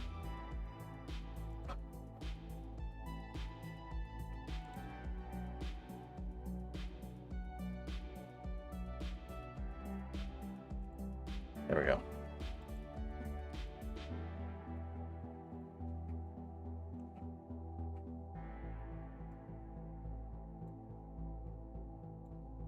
Slice.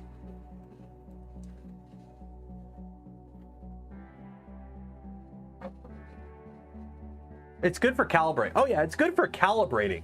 But like, it's one of the things that make, like, I don't like about doing printer reviews. You always see it. They do a printer review where they unbox the printer, they load up the default slicer, and they go, hey, look, it prints a calibration thing that, oh wow, I lost the camera there for a second. It screws together. Cool. That means the printer's good or bad. No, it's the slicer settings. That has nothing to do with the quality of a printer.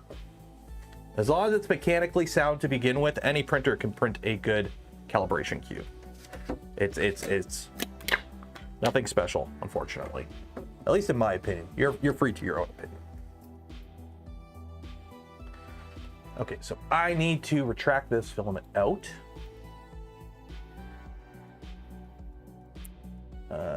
So that's done printing. Cool.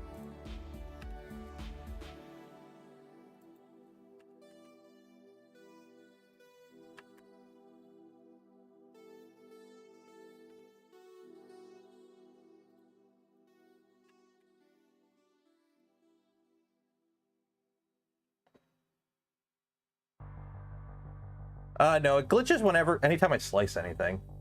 So this will be a 8-hour print, it looks like.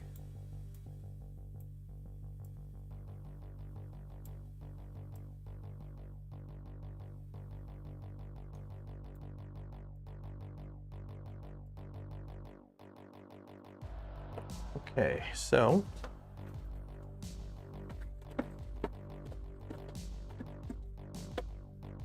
take out this filament.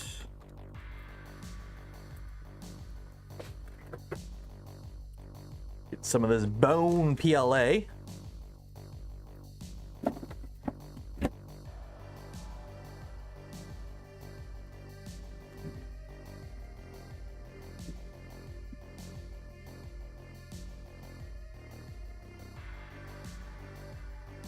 Eight-hour stream. We're not doing an 8-hour stream.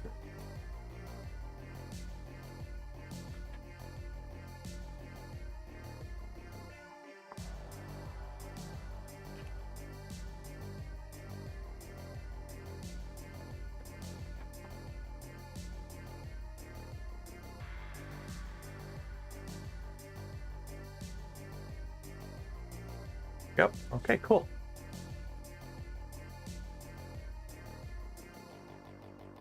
So turn that off.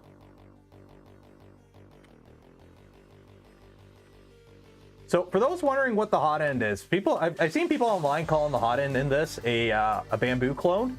It's not. It's a Rapido. The hot end in this is a Rapido. It's just attached to a heat sink that looks like the bamboo heat sink. So it's actually, other than the heat sink, which the heat sink is a heat sink, the hot end's a Rapido. Or functionally it's a Rapido. Okay. Got the same design and the same, here, I'll show you. Up. Don't touch the hot thing.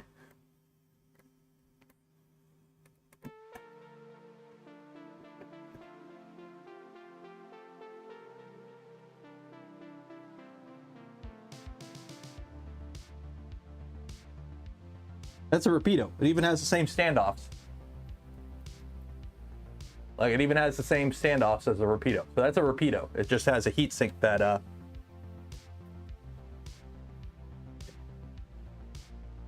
looks suspiciously like a bamboo's heatsink. But who cares about the cold side? It's the hot side that's the good part. Upload and print. There we go. What slicer do I use? It depends on the printer. My Vorons, I tend to run Super Slicer because I have a Super Slicer profile for it that I like. The Bamboos, obviously I use Bamboo Studio, but I've been using more different slicers lately. I'm kind of liking Orca Slicer. So, by the way, if you're wondering how the cube turned out,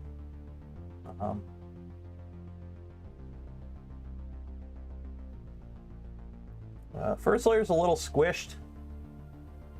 There's the top layer. But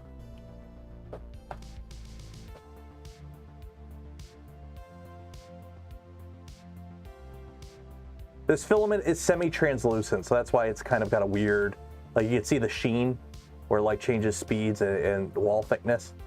but I don't know.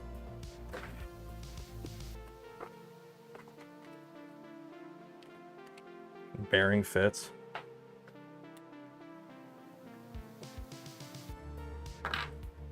Does Orca Slicer support Clipper? Yep, it does. It do. The Wi-Fi on this thing, not the fastest. That might be why the webcam is shit. Steve's here. Hi, Steve. Bearing fit's a little loose, but this is PLA. And this print's designed for ABS for the bearing. Everyone say hi, Steve. Can you say anything about flow rates? It's a Rapido. It's a standard flow Rapido. So it'd be the same as a Rapido. It's a high flow hot end.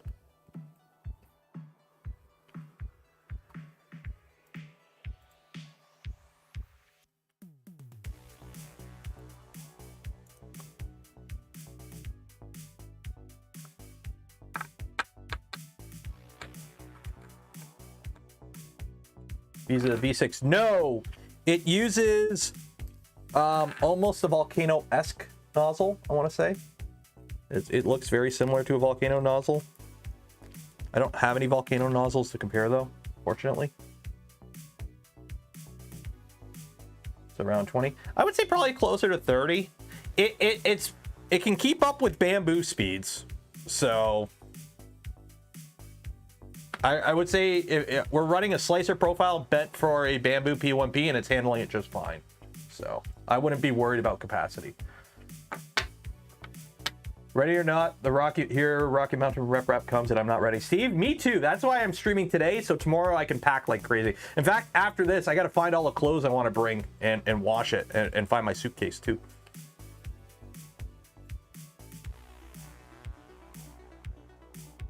Okay, so 1 second here. So that is that. Okay, cool.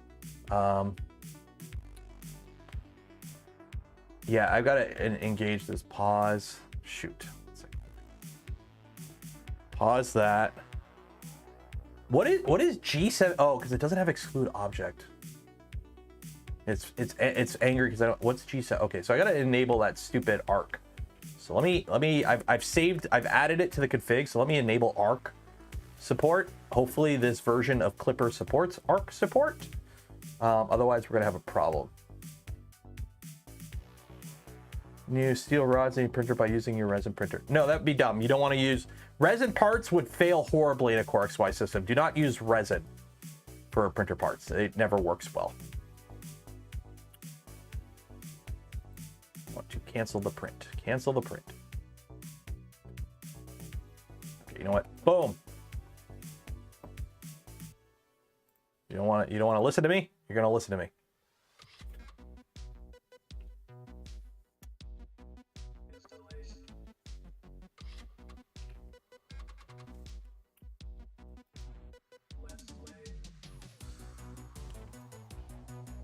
There we go. Okay.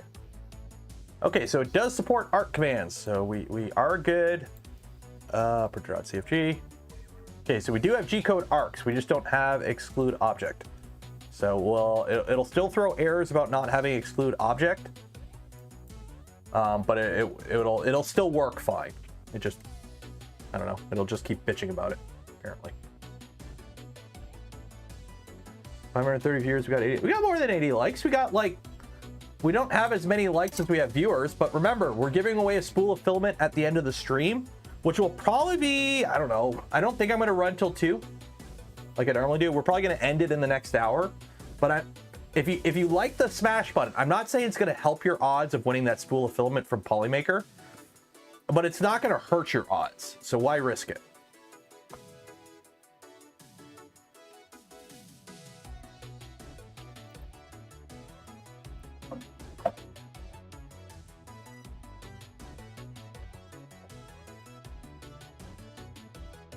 You failed. You failed to home properly. You failed to home properly. It got caught. It got caught on something. What did you crash on? You failed. You failed. Cancel. Cancel. You failed to home. Yeah, you failed to home properly.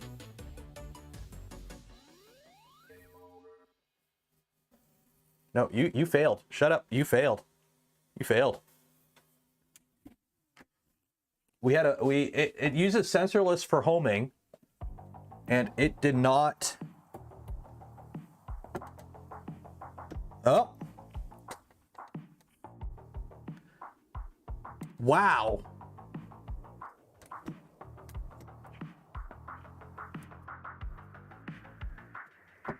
That is a design fault. Qidi.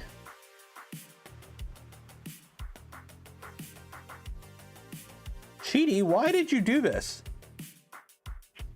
Okay, this uses sensorless for your XY homing, okay? So we're off the bed right now, but if you move, like, okay, so if you're on the bed, you can home, but there is over travel on this.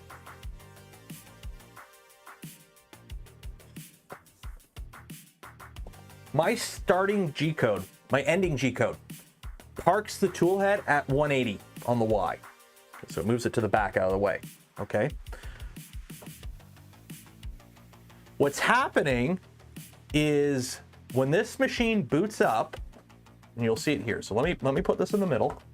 Okay, let me hit print. Okay, so print. Okay. So the bed's gonna heat up, it's gonna home. It's gonna move to the back, I think. So remember, it's sensorless XY homing. It's sensorless XY homing.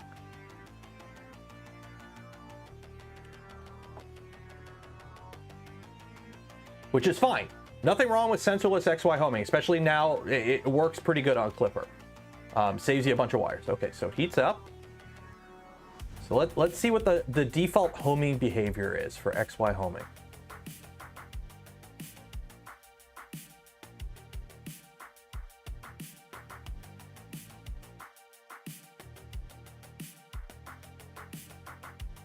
Waiting. Bed goes down. So it's home in the bed first, to Max said, for whatever reason they decided to.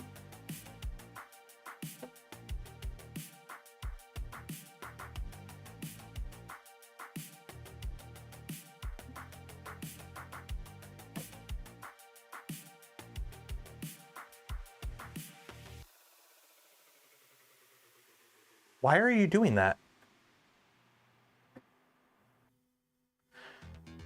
So I tell it to home to 180. After a print finishes, I tell all my printers to move to the middle back of the bed to get out of the way. Okay, move up a little bit, move middle back, get out of the way. That's my normal end code I use on all my printers. But this machine has over travel. So that means it can move beyond the bounds of the bed. That's normally a good thing. It's good for like purge lines and like, you know, all kinds of fancy features you want. The problem is this has sensorless homing. This thing, it got a dump truck on the back, okay? It's got this, okay? This sticks out far enough that if it over travels in the back, it hits the motor mounts. Now, granted, you are off the build plate at this point. But what happened is on my normal print ending G code, I parked it back here, and if it would have homed right to the X, it would have been fine.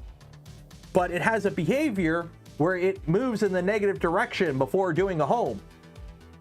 So it moves into the bad area where it homes off of the motor mount. Now, here's the thing. This is Clipper. I could just go in and fix it, but I shouldn't have to. So printer.cfg. So there's our 80XL. So we do have an 80XL, so that's good. So stepper X, position min, position end stop, cool. So it homes 4.5 millimeters off of the bed. So this is really weird. Why is the rotation distance not 40? Like, why is the rotation distance a 0.9? That why? Okay. Where's your home position? Homing override, okay. So it's got a bunch of current changing stuff where I'm not too, okay, here you go. Here you go. G1 X10 Y0.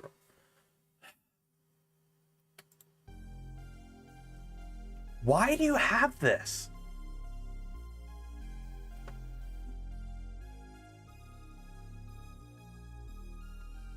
Why are you telling it to do a 10 mil move before home? Oh, it's right here. Like, why are you telling it to do a 10 mil move before home?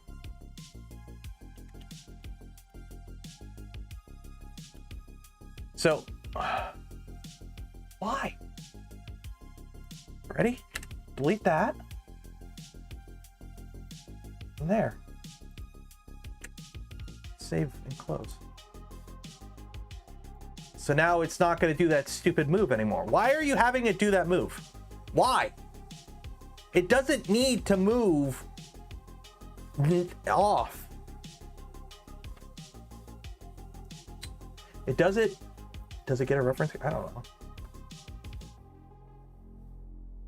Like, literally the only safe thing you need to do for home is just these skirts ain't gonna do shit. My Z offset is too high.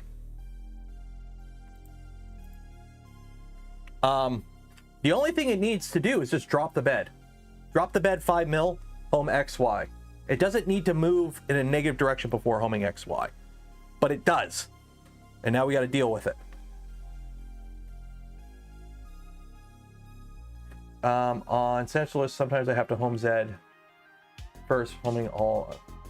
Well, normally a safe procedure is to drop your, either on this machine, raise your Z 5 mil or drop your bed 5 mil. Because the last thing you want to do is if like a machine crashes and you hit home and your like nozzles in bed, like attached to the bed because a print hardened up, you don't want it to like snap, right? Is it fixable? We've already fixed it. I've already fixed it. I just deleted,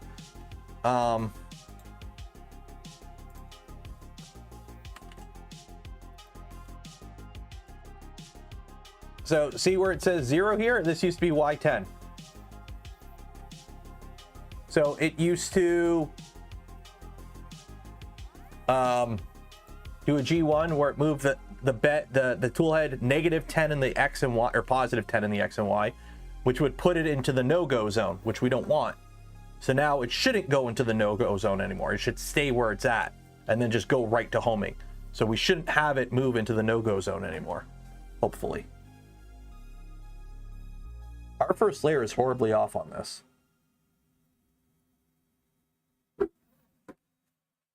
So let me close this. We're going to cancel this print.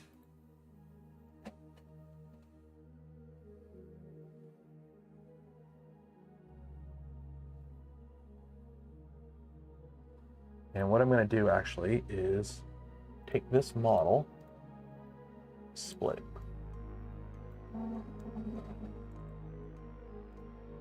So 1 second here.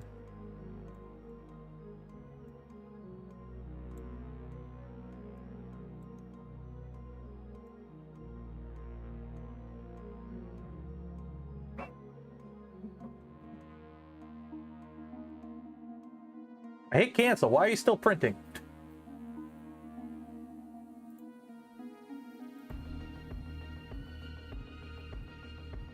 There we go. So now we got a little bit more. Fan 1, not a valid pin. Where? Cancel.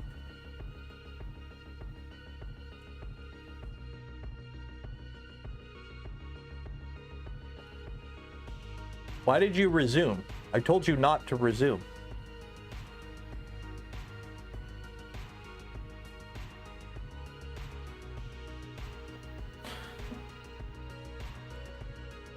Okay, let's go pause. Okay, the cancel macro ain't working.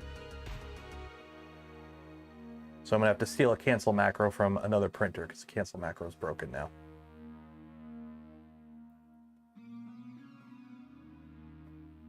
Pause, cool.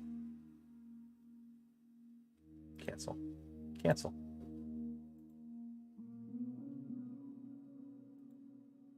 Save configure, restart.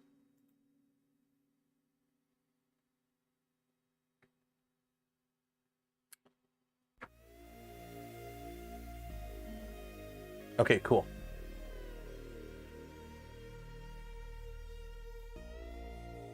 Okay, cool. Printers, that.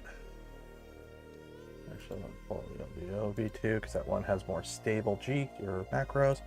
That, okay, macros is in here. Cancel. I don't think I have cancel in here. No, cancel is in printer.cfg file. Machine, printer.cfg.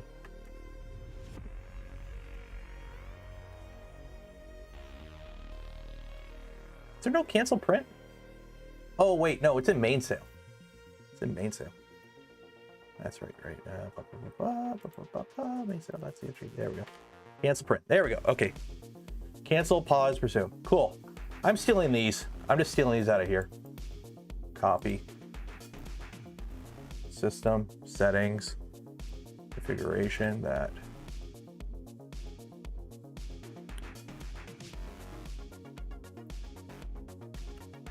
Control V, cancel, pause, resume.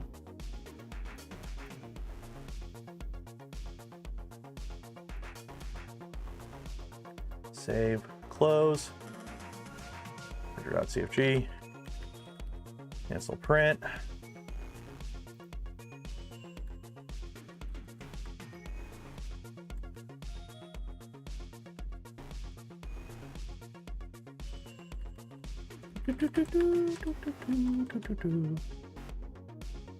You know what? Screw it. Yeah, we're just gonna do it the easy way. Just gonna do this. Ready? Ready?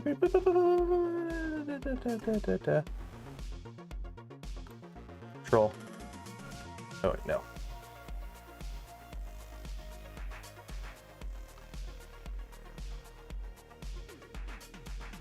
Resume. Where's cancel? Where's cancel? Where'd cancel go? Oh, cancel. Okay. There we go. Okay, copy all this. Control copy. Cool. Delete. Save, restart.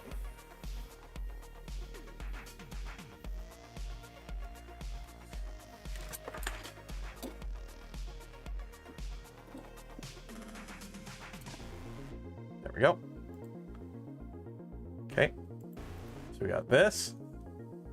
Place plate.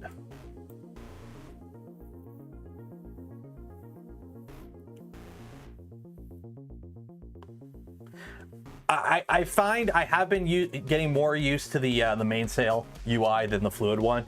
I'm finding the mainsail UI a little bit more intuitive.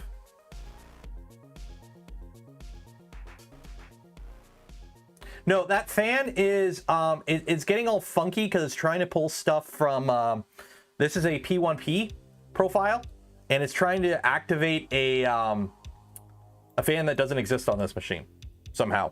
It's like generating G code for a fan that doesn't exist on this machine. I don't know why. For G code.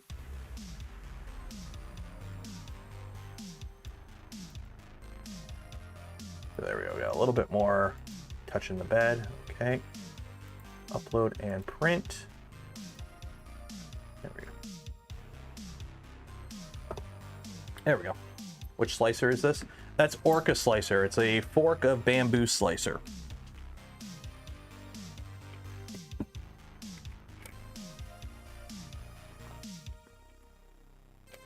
And the Wi-Fi in this is about as fast as the Wi-Fi on a Prusa Mark IV. It's a little bit faster. Prusa Mark IV caps out around 100 kilobits. Okay, now it's going faster. There we go. I was like, why is this so slow? But on the bright side, they both have Ethernet, so you can just plug them in if you want to. Fastest.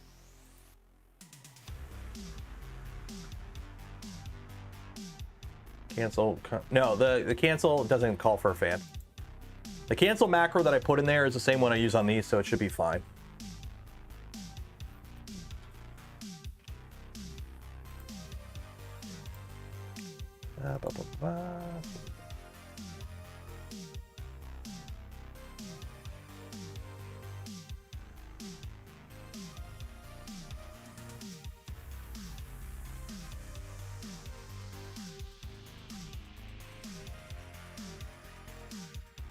Any news on Revo High Flow? If there was, I wouldn't be able to tell you, unless it's coming from E3D directly. So,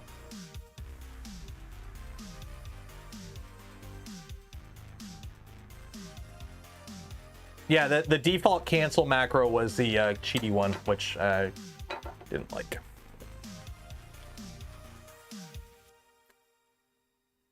Okay, so it was only under extruding that first layer. Hopefully it's just a fluke thing and we can kind of...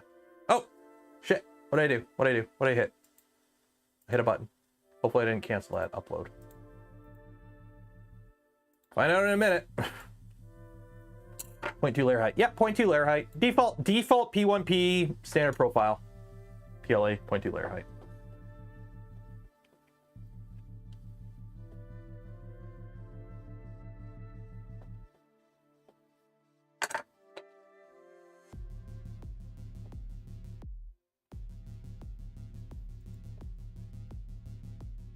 Okay, so there we go. Now we're heating up. Now we're heating up.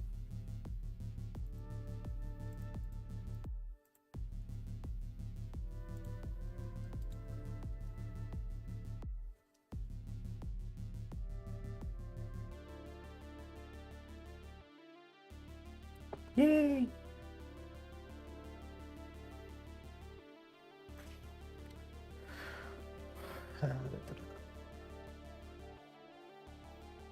Don't care how much it would cost if E3D is high flow obsidian. I would really love for this machine, not so much. But this machine, I run a 0.6 nozzle, and I would like a high flow for it. Just because it's a bigger machine. I gotta get, you know what? We're probably gonna end up playing with Tallboy at some point. Because, what is it? Chaotic Lab wants, I think they want to send me their fixed version of their metal mount, metal tap. And we might put that in Tallboy. Resurrect Tallboy and make it actually do something for the first time in over a year and a half.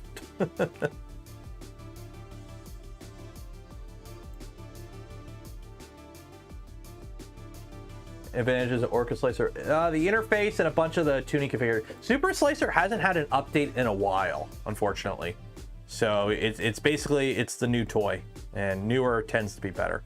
Okay, you're still doing that negative XY move, and I don't know why.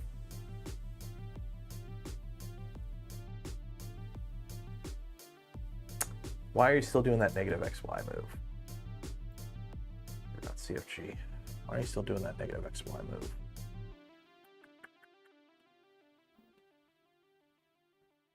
Why are you still doing that negative XY move? Stepper X. Is there only positive, false to Y? So there's set position XY 0. Okay, so there's homing override. So I'm telling it to not move. Tell it to not move, but it's still doing that move. Oh, maybe it's this. Oh no, that's G28Z. Oh, that's what's doing it. It's doing this before an XY, before the Z, because it homes Z first. So for some bloody reason, the very first thing it does is try to move the tool head before doing a Z home. And then it homes X, and then it homes Y. So that's what it is. Okay, save and close. So that'll be active the next time I do a restart on this machine.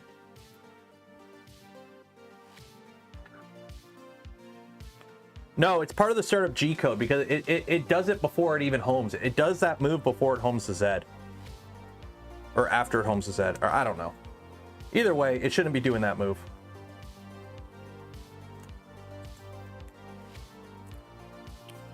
Normally you home X, Y, then Z.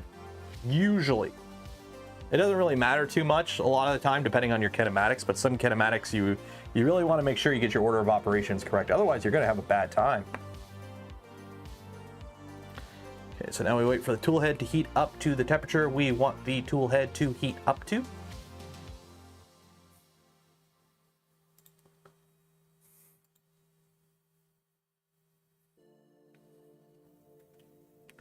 Okay, now we do our little purge line.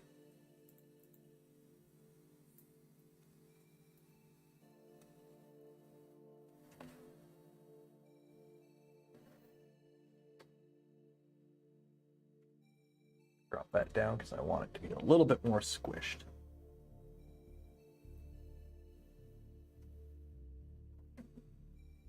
That'll do.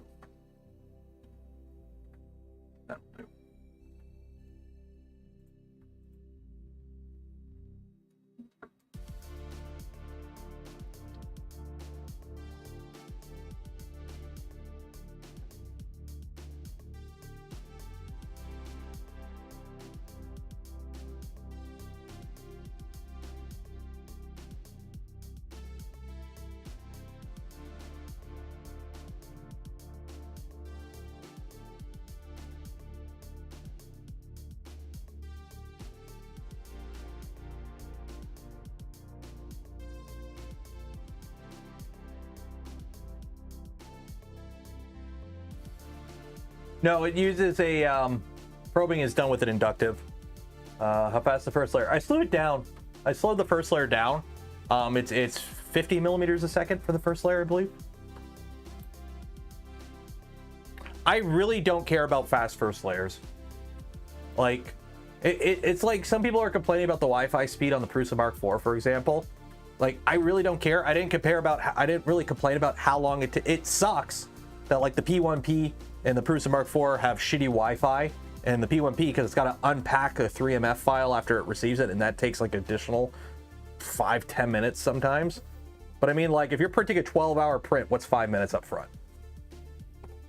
Or a 12-hour print? Like, it's all about how, it's all about, you know,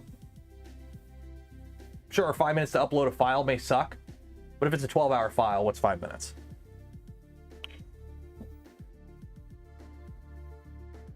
Perspective or something, I don't know. Why does the P1P have shitty Wi-Fi? I don't know. The P1P has shitty Wi-Fi. Why did I stop using my electric screwdriver? Because I got the this one. I still use the electric sometimes. The problem with the electric, it doesn't have enough torque. I use it when I have to do a lot of screws, one after the other, but it doesn't have a lot of torque. So like, you still have to tighten them by hand. And with how fast like the LTT screwdriver is, it just kind of blah blah blah blah blah. For a lot of screws, it just, I don't know.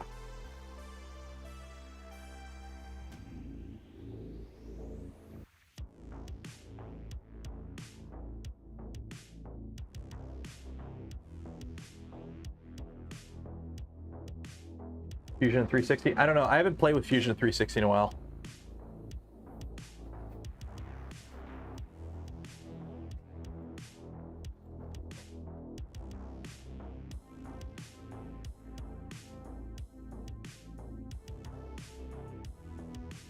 What time are we at? We're at 1:20. Okay, cool.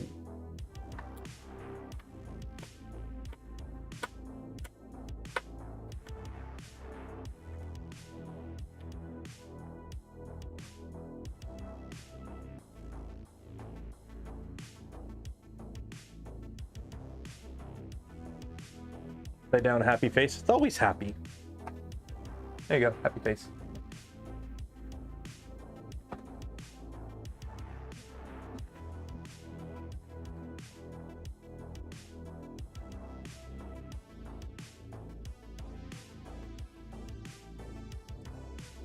You can see when it detects an overhang and it really slows down, eh? So I'm probably going to end the stream at about 1:30 to 1:45 today. What CAD do I use? I do use Fusion 360. I just don't do a ton of CAD work.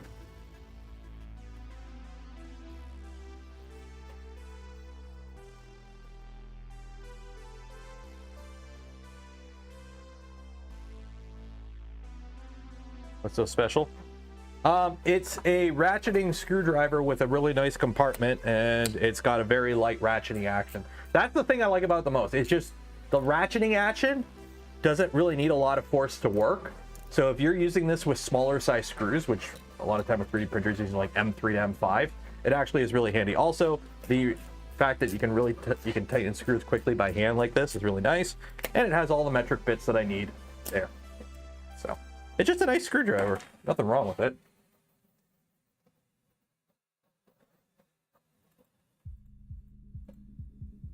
I wish it was the stubby one though. They need to hurry up with the stubby one because this is too big for a lot of what I need it for. What do you think of our expectation for 3D printing hardware should be? So the thing is, a lot's changing with 3D printing right now, because you're starting to see companies moving into the space, or companies being created in the space that are new and bringing ideas from other industries about things that a lot of us don't like. And other companies that have been around for a while. Qidi's been around for like 10 years, okay? But they're adopting things that other companies are doing because they work, and they are the cool thing to do now. So the issue we're having in 3D printing is, yeah, it'd be great if, you know, the Mark IV was super fast and printed it had a massive volume, but it doesn't. But these machines do print really fast, and they're great, and they got great user experience. But guess what? The firmware is locked down, and you can't fix half the freaking machine. If something breaks, you're stuck with them. So I'm a fan of right to repair. I'm a fan of being able to fix my shit if it breaks. You can't with these machines. They got epoxied in X rods. All the components are custom. Like, these machines are not really easily fixable unless, you know, hopefully they might send you a spare part. If not, versus, you know, the machines I will fully admit to being biased to because I'm part of the freaking team, machines like Voron, where it's completely DIY. You have full control over the machine and how it behaves, and you can do whatever the heck you want to it. It's yours. But not everyone needs these type machines. These are the machines I like. But if you're looking for a machine for school and you're on a budget, these machines are stupid to buy. Like an SV06 makes more sense in your case. Like the market is not just you and what you like. The market is getting big and it's diverse, and there's options for a lot of people out there.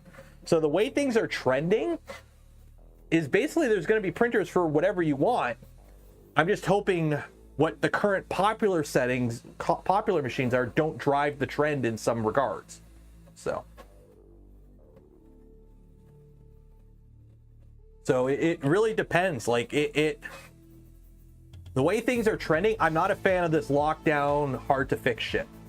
3D printing, you should, like, if you know, Ford came out with a car that you couldn't fix the engine on, it was like one solid monolithic piece and you weren't allowed to open the engine. That wouldn't fly. But, you know, the XY gantry is one complete unit. The XY joints, the rods, and the bushings on the tool head, you can't replace them. It's one assembled unit.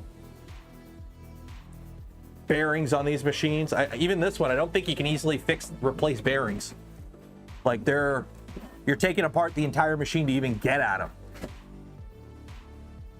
It's high-speed Core XY. Your bearings are going to die at some point. You need to be able to replace bearings in a Core XY motion system. They die. They will explode at some point. So not being able to replace bearings is kind of a really annoying thing on a Core XY motion system. So, because the last thing you would want is this entire machine to be useless because of a $1 bearing blew up.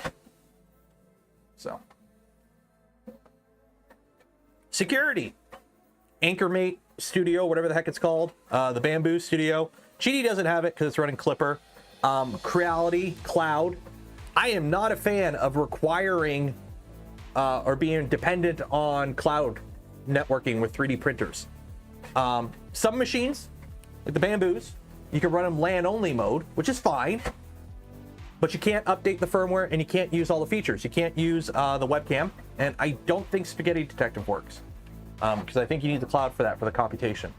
But as it is, the camera doesn't work, and I can't update the firmware on these machines unless I want to connect them to the cloud. And look at what happened with Anchormate or Anchor and Eufy. I don't trust clouds. I don't want everything I've ever printed along with the webcam feed going to the cloud, because it's not what Bamboo might do with it, which I do have concerns, but whatever. It's what somebody who hacks them might do with their information, because, you know, everyone can be hacked nowadays. Oh, we got some curling like mad on this. So yeah. But for some people, these machines are awesome. Don't get me wrong. There's tons of people that own Bamboos that love them. I still use mine. It's probably the best multicolor printer I have. The AMS setup is amazing. It's good. There are downsides though. There are things I don't like about it. For some people, it's make or break. If you're, you know, printing stuff for a customer and they go, hey, this is under NDA, this can't ever risk getting public before X date, or it's ITAR or whatever, I would never run that on this machine. You don't know what the heck it goes once it goes to the cloud. You have no control over it. It's in the cloud. Who knows? Something like a Prusa Mark IV that's properly air gapped. That might be more the machine you want. Are you on a budget? Like, not Anchor in UEFI. Look up Anchor and Eufy, EUFY. It's their home security monitoring thing. Yeah, it turns out they were like spying on everyone and stealing and keeping all the data that they said they weren't doing. So 3D printing has become a way for a lot. all companies want to make money. That's why they're companies. No company does what they do out of the goodness of their heart. Everything would sell for at cost then, and guess what? Nothing sells for at cost. All companies want to make money. It's got a good part fan. It's got a 50-15 part fan. It's just the geometry here is super aggressive. Like, we are looking at like that is a heckin' overhang. So I think we're gonna let this print run until everything joins up, I think, and then that's where we'll call a stream. Because like this is a more respectable overhang, but that is a heckin' aggressive overhang right there. So hopefully it joins up okay.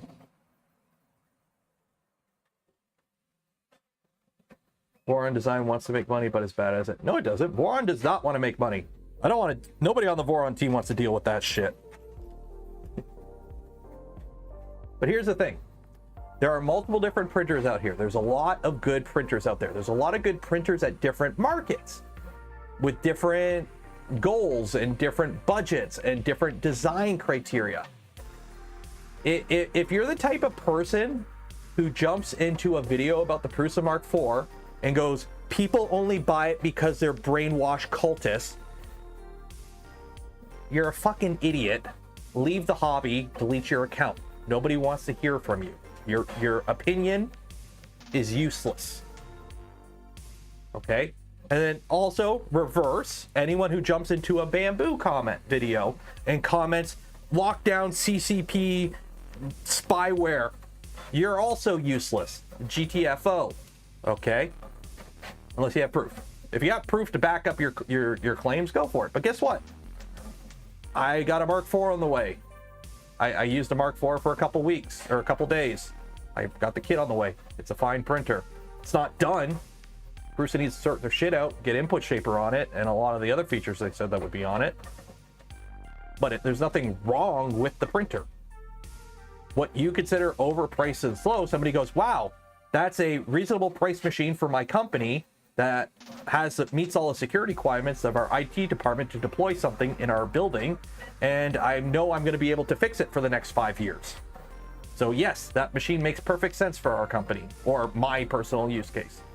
You are not everyone, and if you think you're everyone, you are full of yourself. So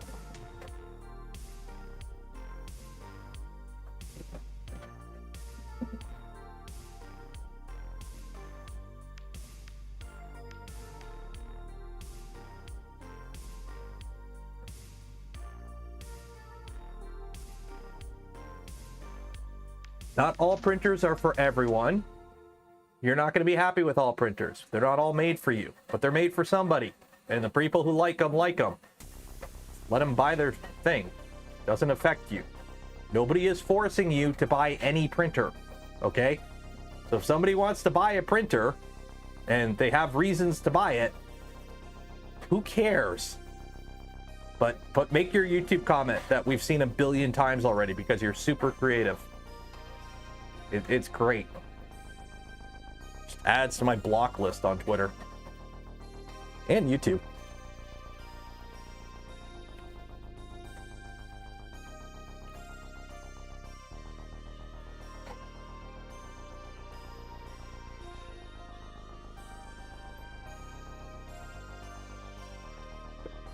What set me off was like, okay, one, this isn't setting me off. I'm actually calm and collected right now. I'm doing great. I'm looking excited for the week. So this isn't me set off. This is me getting annoyed watching a. How long was the video? Let me pull up the video.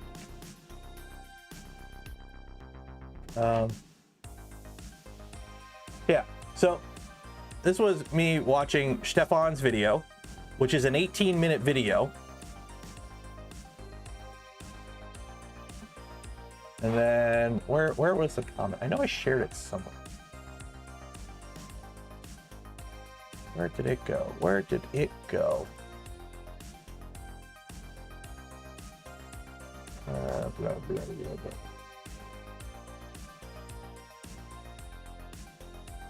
It annoyed the heck out of me seeing this comment. Let me see if I can find it. Yeah. This right here. So 18-minute video. I'm watching it for, the video's been out for like 5 or 10 minutes. Okay. And what's up in here? And this is the type of comments that are already on it. Like, you didn't watch the video, and you're just being like, you're adding nothing to the conversation, and you're just being a tool. Like, that's the kind of thing that annoys me. I like, hey, you know, the Mark IV is a horrible value because, you know, the features that this machine brings to the market at this price point, it makes it extremely hard to be competitive. However, I could see the reason somebody would purchase it because of XYZ criteria. You like this printer because you're gaslit troll. Yeah, fuck off.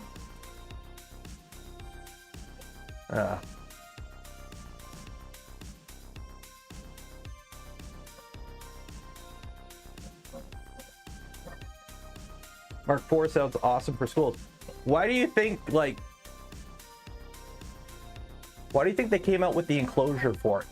That enclosure is for business and school market. It's perfect for it.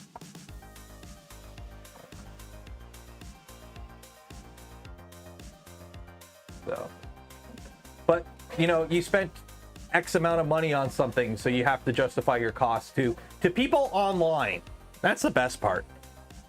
Like, you're not being paid, but like, at least, you know, if you were being paid by the company, it would make sense to outright like go on, like post on random videos, stuff like that.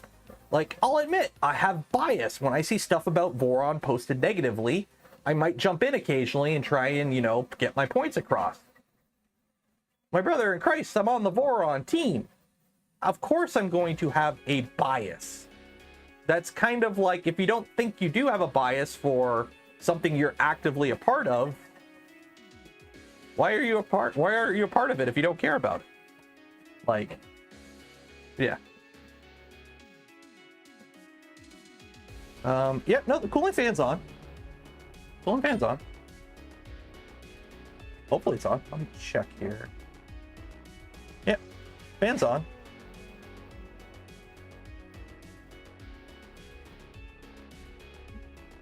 I'm assuming it's fan 0? Or is this?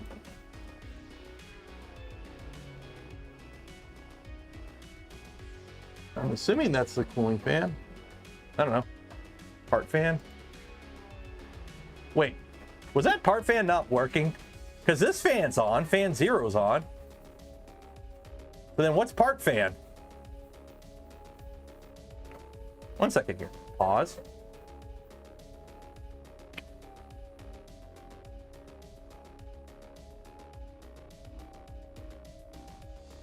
Okay, no, it's on. Resume. Resume. Uh-oh. I broke it. Ah! I broke it.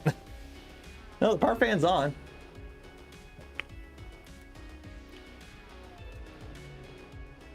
It just, it decided to crash.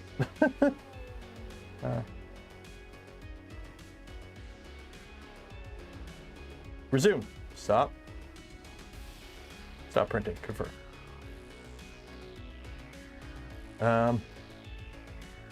Okay, so that macro broke. Oops.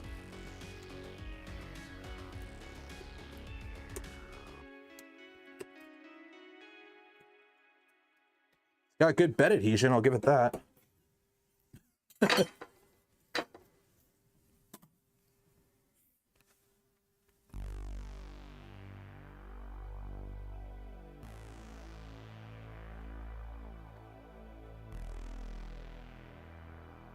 Xbox versus PlayStation, and that's the part that's annoying me. It's like I am waiting for somebody to start selling those stupid bumper stickers of Calvin from Calvin and Hobbes, urinating on logos of various printer companies to take, you know, advantage of all the tribalism that's popping up. Because somebody will. Somebody will. KP3S? I have it. It just, I don't use the KP3S. I've...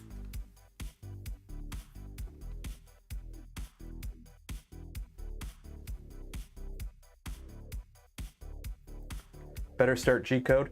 User unknown. Most people run their own starting G-code.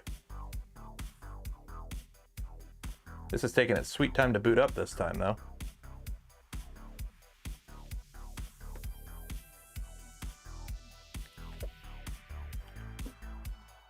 I may not have... This machine, you have to wait 20 seconds after turning it off to turn it back on, apparently. Otherwise, it gets all angry. So... turn it off. Has gotten very toxic. Well, here's the thing, Dan. I don't think it's gotten toxic. It's just, it's kind of reached that point where anytime anything becomes popular, you get to a point where, and we saw this in the Voron community on the Discord, you get to a point where the community outgrows the moderation and you start bringing in people who just, once you get enough of them together, they cause shit. And usually the problem you have is the people who started the community, who are, you know, they kind of just want to keep having fun. They don't want to deal with the bullshit. So they kind of hide off. Like, that's what happened on the Voron Discord. When the Voron Discord was kind of shit. What happened is everyone who joined the Voron team to design 3D printers and have fun, not moderate a Discord.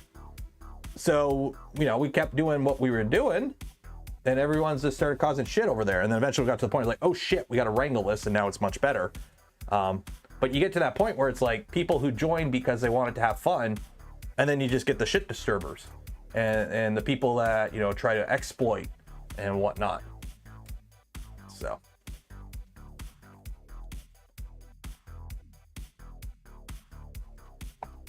Unknown.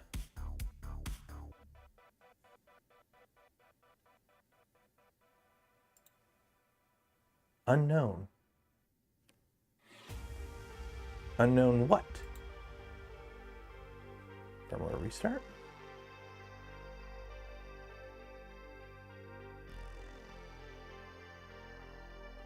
Unknown.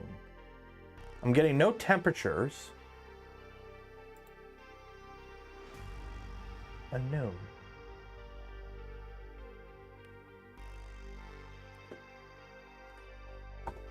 Did something get borked here?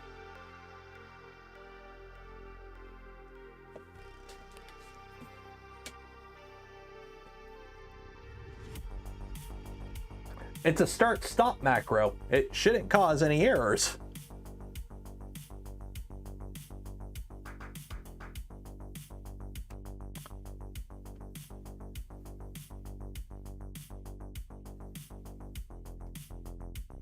Yeah, nice error. Unknown. What's going on? It's not working anymore. Convert 10S5 to Voron or rat rig? Neither. Build them from scratch.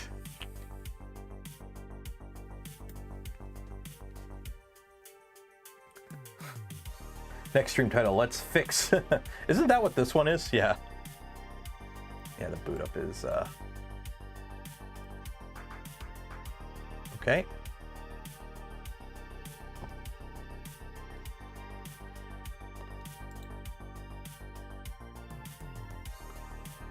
Unknown.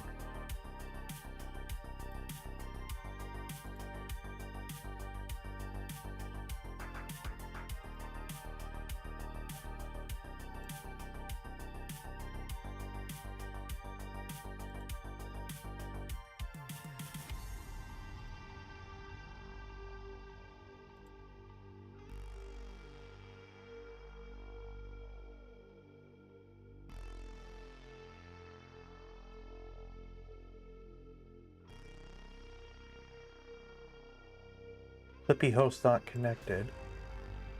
Flippy log.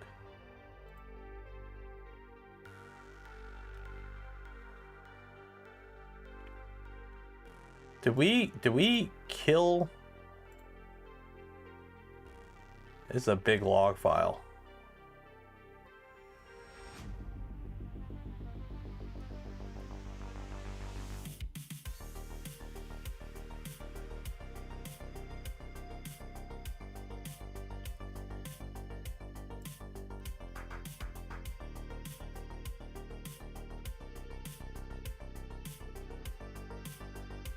That ain't good. Is unable to connect. So that is the tool head controller. So it is having communication issues with the tool head controller.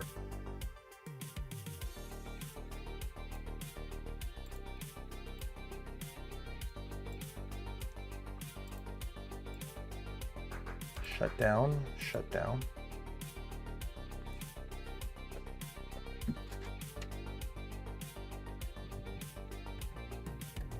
So the problem is tool head controller is just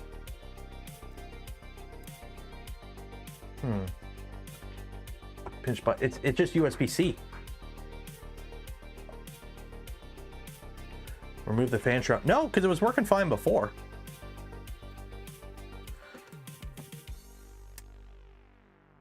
Okay. Just gonna let it sit for a minute.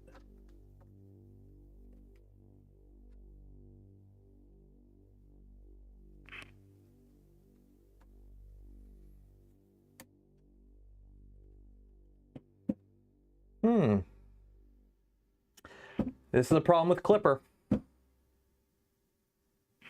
This is a problem with Clipper. Is it's if it goes wrong, you're kind of SOL unless you know what you're doing to fix it, which control board like this might be a problem.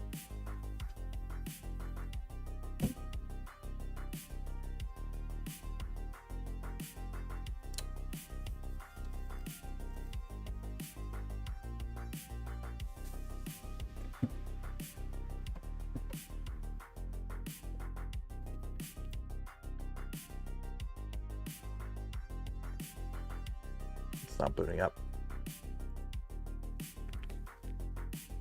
It's not talking to the control. It's not talking to the tool head board.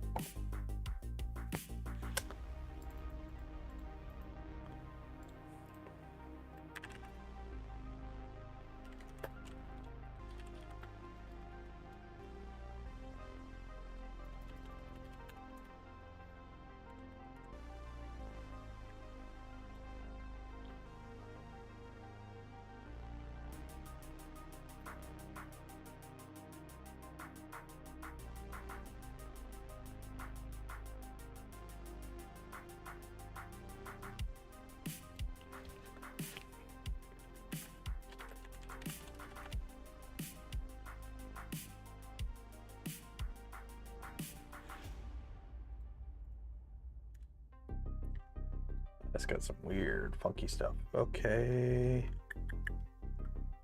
Why aren't you showing me anything that's connected to it?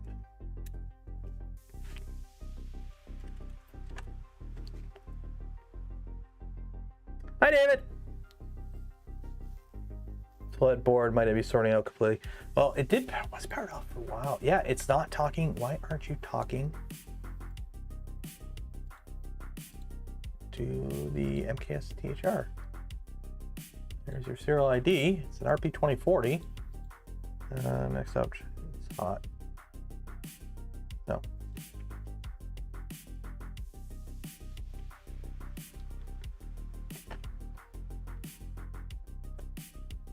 It's not talking. So this is one of the reasons you want your tool head board is on CAN bus.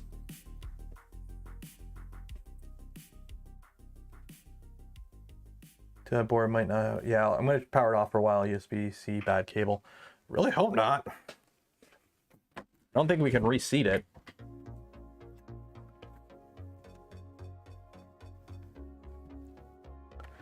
Let's see if I can take this back cover off.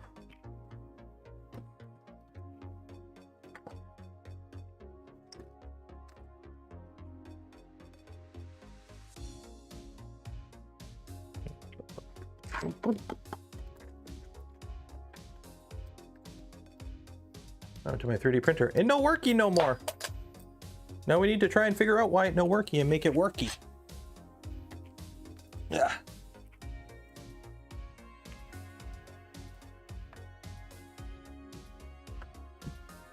See if I can get this stupid cover off.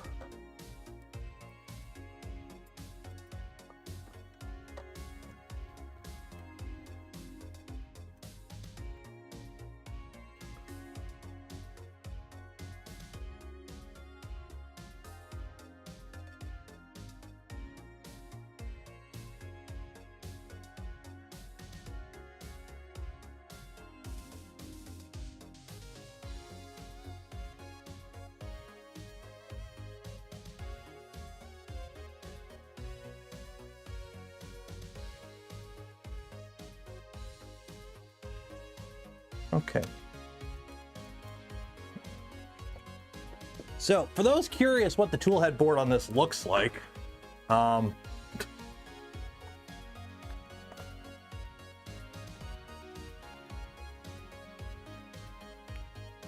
is just a USB-C cable, a right angle USB-C cable plugged into the board there. And there's the Raspberry Pi.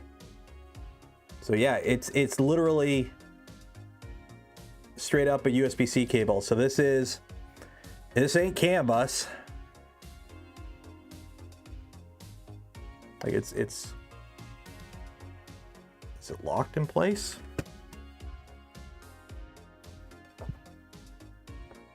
Nope, it's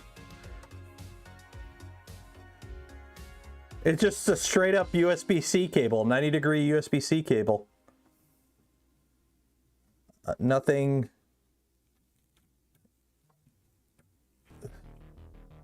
fancy about it.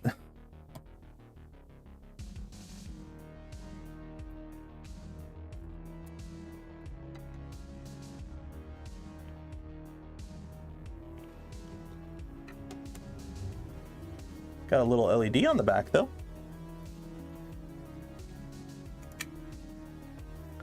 No 24 volt. It's probably getting the 24 volts via the USB-C cable. That's the only cable going to the toolhead is the USB-C. So the only thing I can think of is it's getting its power from the USB-C cable. That's the only thing I could think of.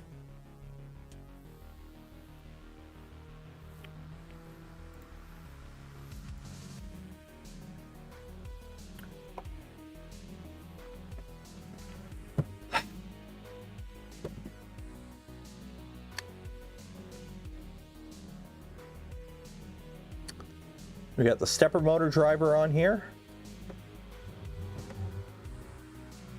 with its heat sink. So the stepper motor driver is on the controller board.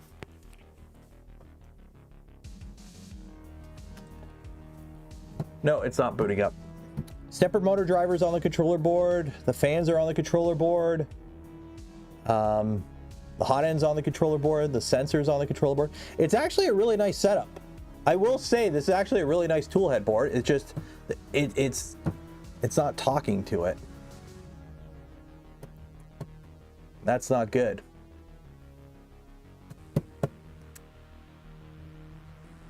So somehow, what did I do? I hit the E-stop and then powered it off. Can't do 24 volts. Well, whatever it's doing is it's doing it.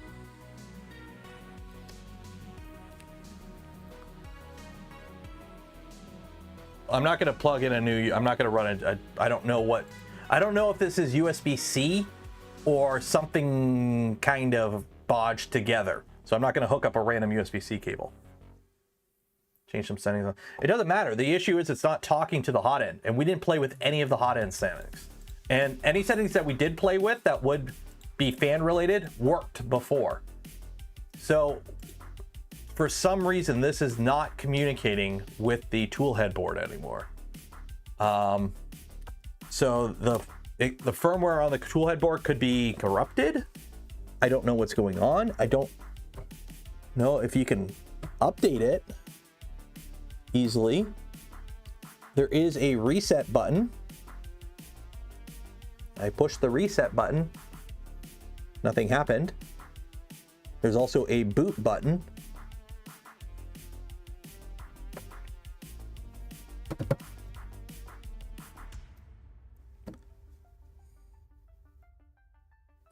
So this is one of the reasons you don't want to run your tool head board on a straight up USB. There's a reason, you know, Clipper, you can run multiple controllers via USB. There's a reason you don't see USB tool head boards. It's a communication issue with the USB. And also it's just not as reliable as CAN bus for that type of communication. There's a reason the tool head boards that you see with Clipper are CAN bus and not just USB.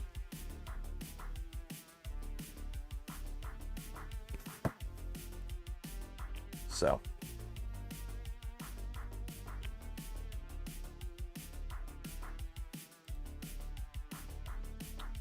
but yeah, it's not talking to the tool head board. It's completely lost the tool head board. Oh.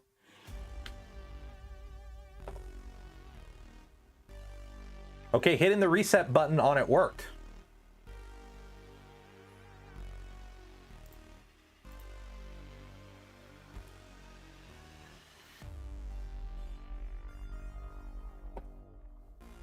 Anywho, we appear to be in business.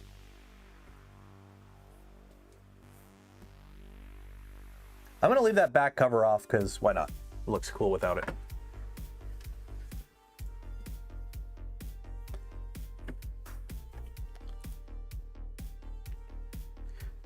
We're going to call this Possum now because it was plain dead.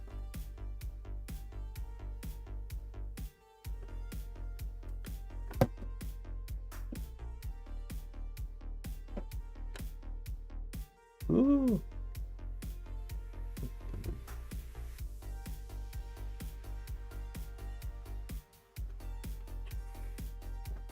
Okay, well, we'll get the print going and then we'll end the stream, do the giveaway, because I gotta go get the little guy at school.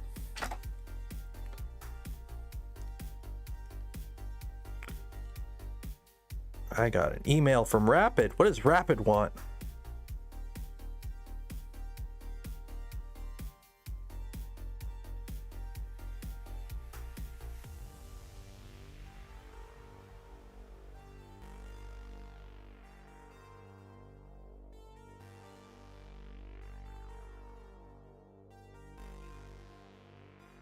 Ooh.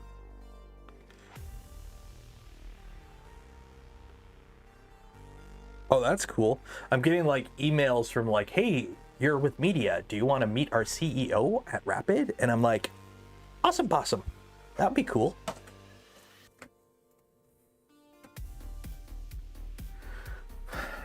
Board might be RP2040. Yeah, it's an RP2040. It's an RP2040.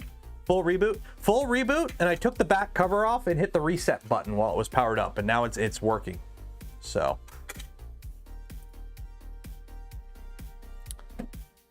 I've got the tool head, I got the cover off right now. So it does have a driver on the tool head board for the extruder, which makes sense, because I was wondering, because the control board only has 3 drivers on it.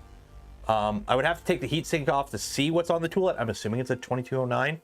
There's no active cooling on the tool head board though. So that's something that may be an issue, is on the tool head board, there's no, why are you on this screen?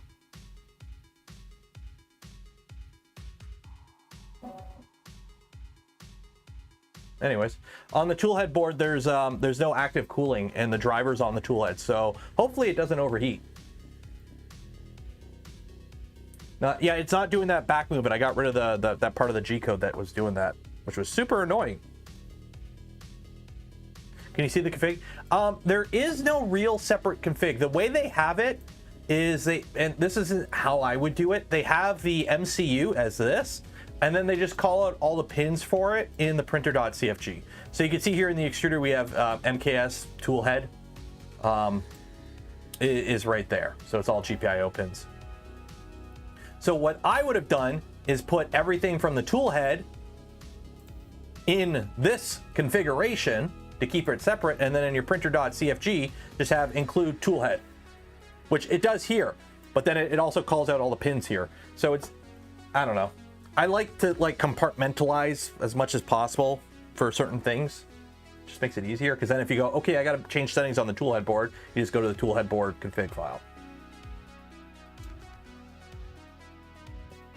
Is RP2040? Yeah, it's an RP, it's a 2040, but it's not the Pico board. You can buy the MCU by itself and use it on stuff.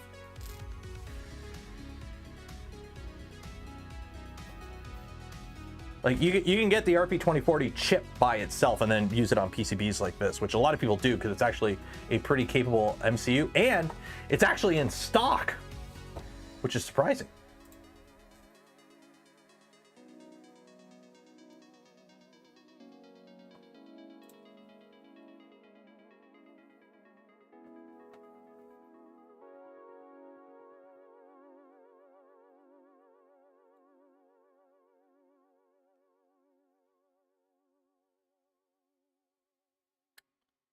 So hopefully this works now.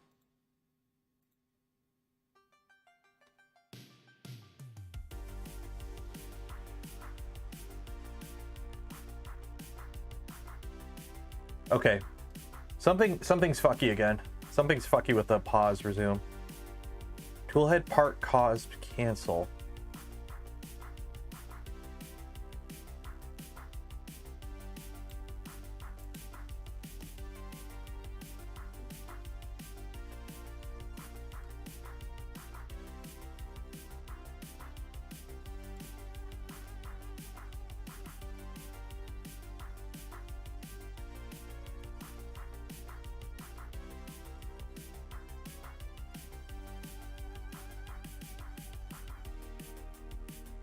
There's a lot of macros in here that I don't like that I'm just going to get rid of.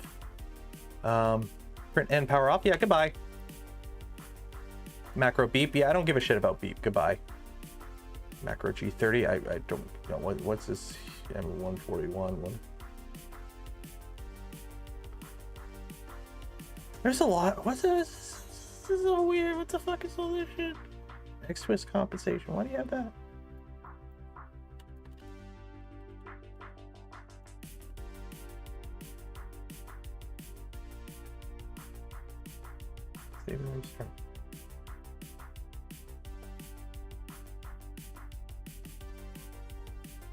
There's so many weird things. I really don't like the way they did all this.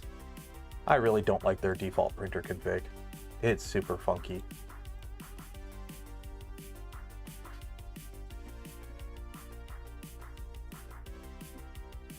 They got a lot of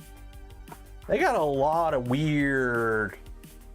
I don't know if it's because this is their first time using Clipper and they're trying to like grab stuff from Marlin and like Marlin behaviors and like I don't know what's going on. What I do know is we're gonna give away a spool of filament now though.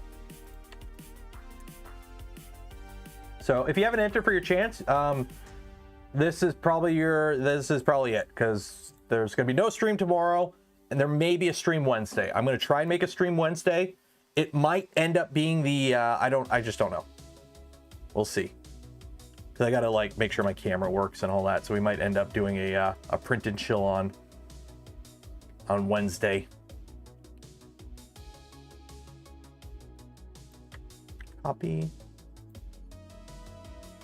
Paste. Files on GitHub. Maybe an issue. I don't know.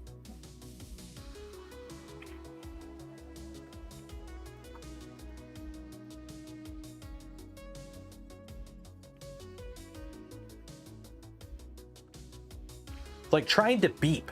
Why does it keep trying to beep? There's no beep. I've never heard this thing beep.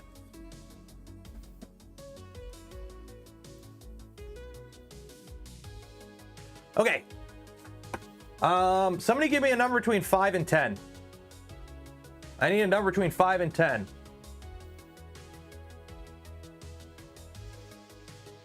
6.9. It doesn't work that way. 6. 3, 4, 5, 6. Cool. Round and round she goes. Where it stops, the computer knows. The computer knows all. Always knows all. It's always watching, guessing, knowing. But it knows that PL2 won. PL2D. Pull up your information here. So congratulations. You will get an email from me after the stream ends with information on how to get your filament from Polymaker. So shout out to Polymaker. Link for them down in the video description if you want to check them out, buy some filament. Doesn't cost you anything extra. It goes a long way in supporting the channel because it is an affiliate link. So yeah, unfortunately it's 2:02. Let's see, if this print starts, we'll end the stream there, and if it doesn't start, we'll end the stream there, because I gotta go get the little guy at school. Everyone golf claps in chat for PL Tootie for winning. I really want to like this machine, because hardware wise, other than the whole being hard to repair stuff, hardware wise, this doesn't seem like it's a bad thing. It's just the config is just funky. Okay, now it's working. So why were you throwing errors before? Like, why were you throwing errors before? With like pause macros. Like, why were you doing that? Now you're working. I don't know.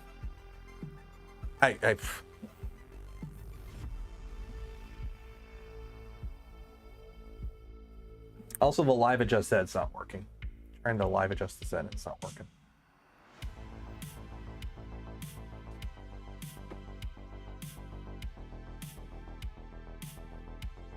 There you go.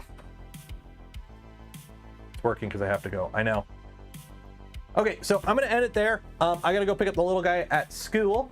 So hope you enjoyed the Monday stream. Again, no stream tomorrow. There may be a stream Wednesday. I'll let you know. Follow the Discord. Link in the description. Join the Discord. Follow me on Twitter on that hellhole of a social media platform at 3DP Nero. Shout out to, I don't know, Qidi gave me this. I only said I would do the stream yesterday or Friday, but it's fun fucking around with these and seeing if we can get them to actually work well. Because I still like the hardware on this machine. I think it's a nice form factor. There's nothing mechanically wrong with this machine.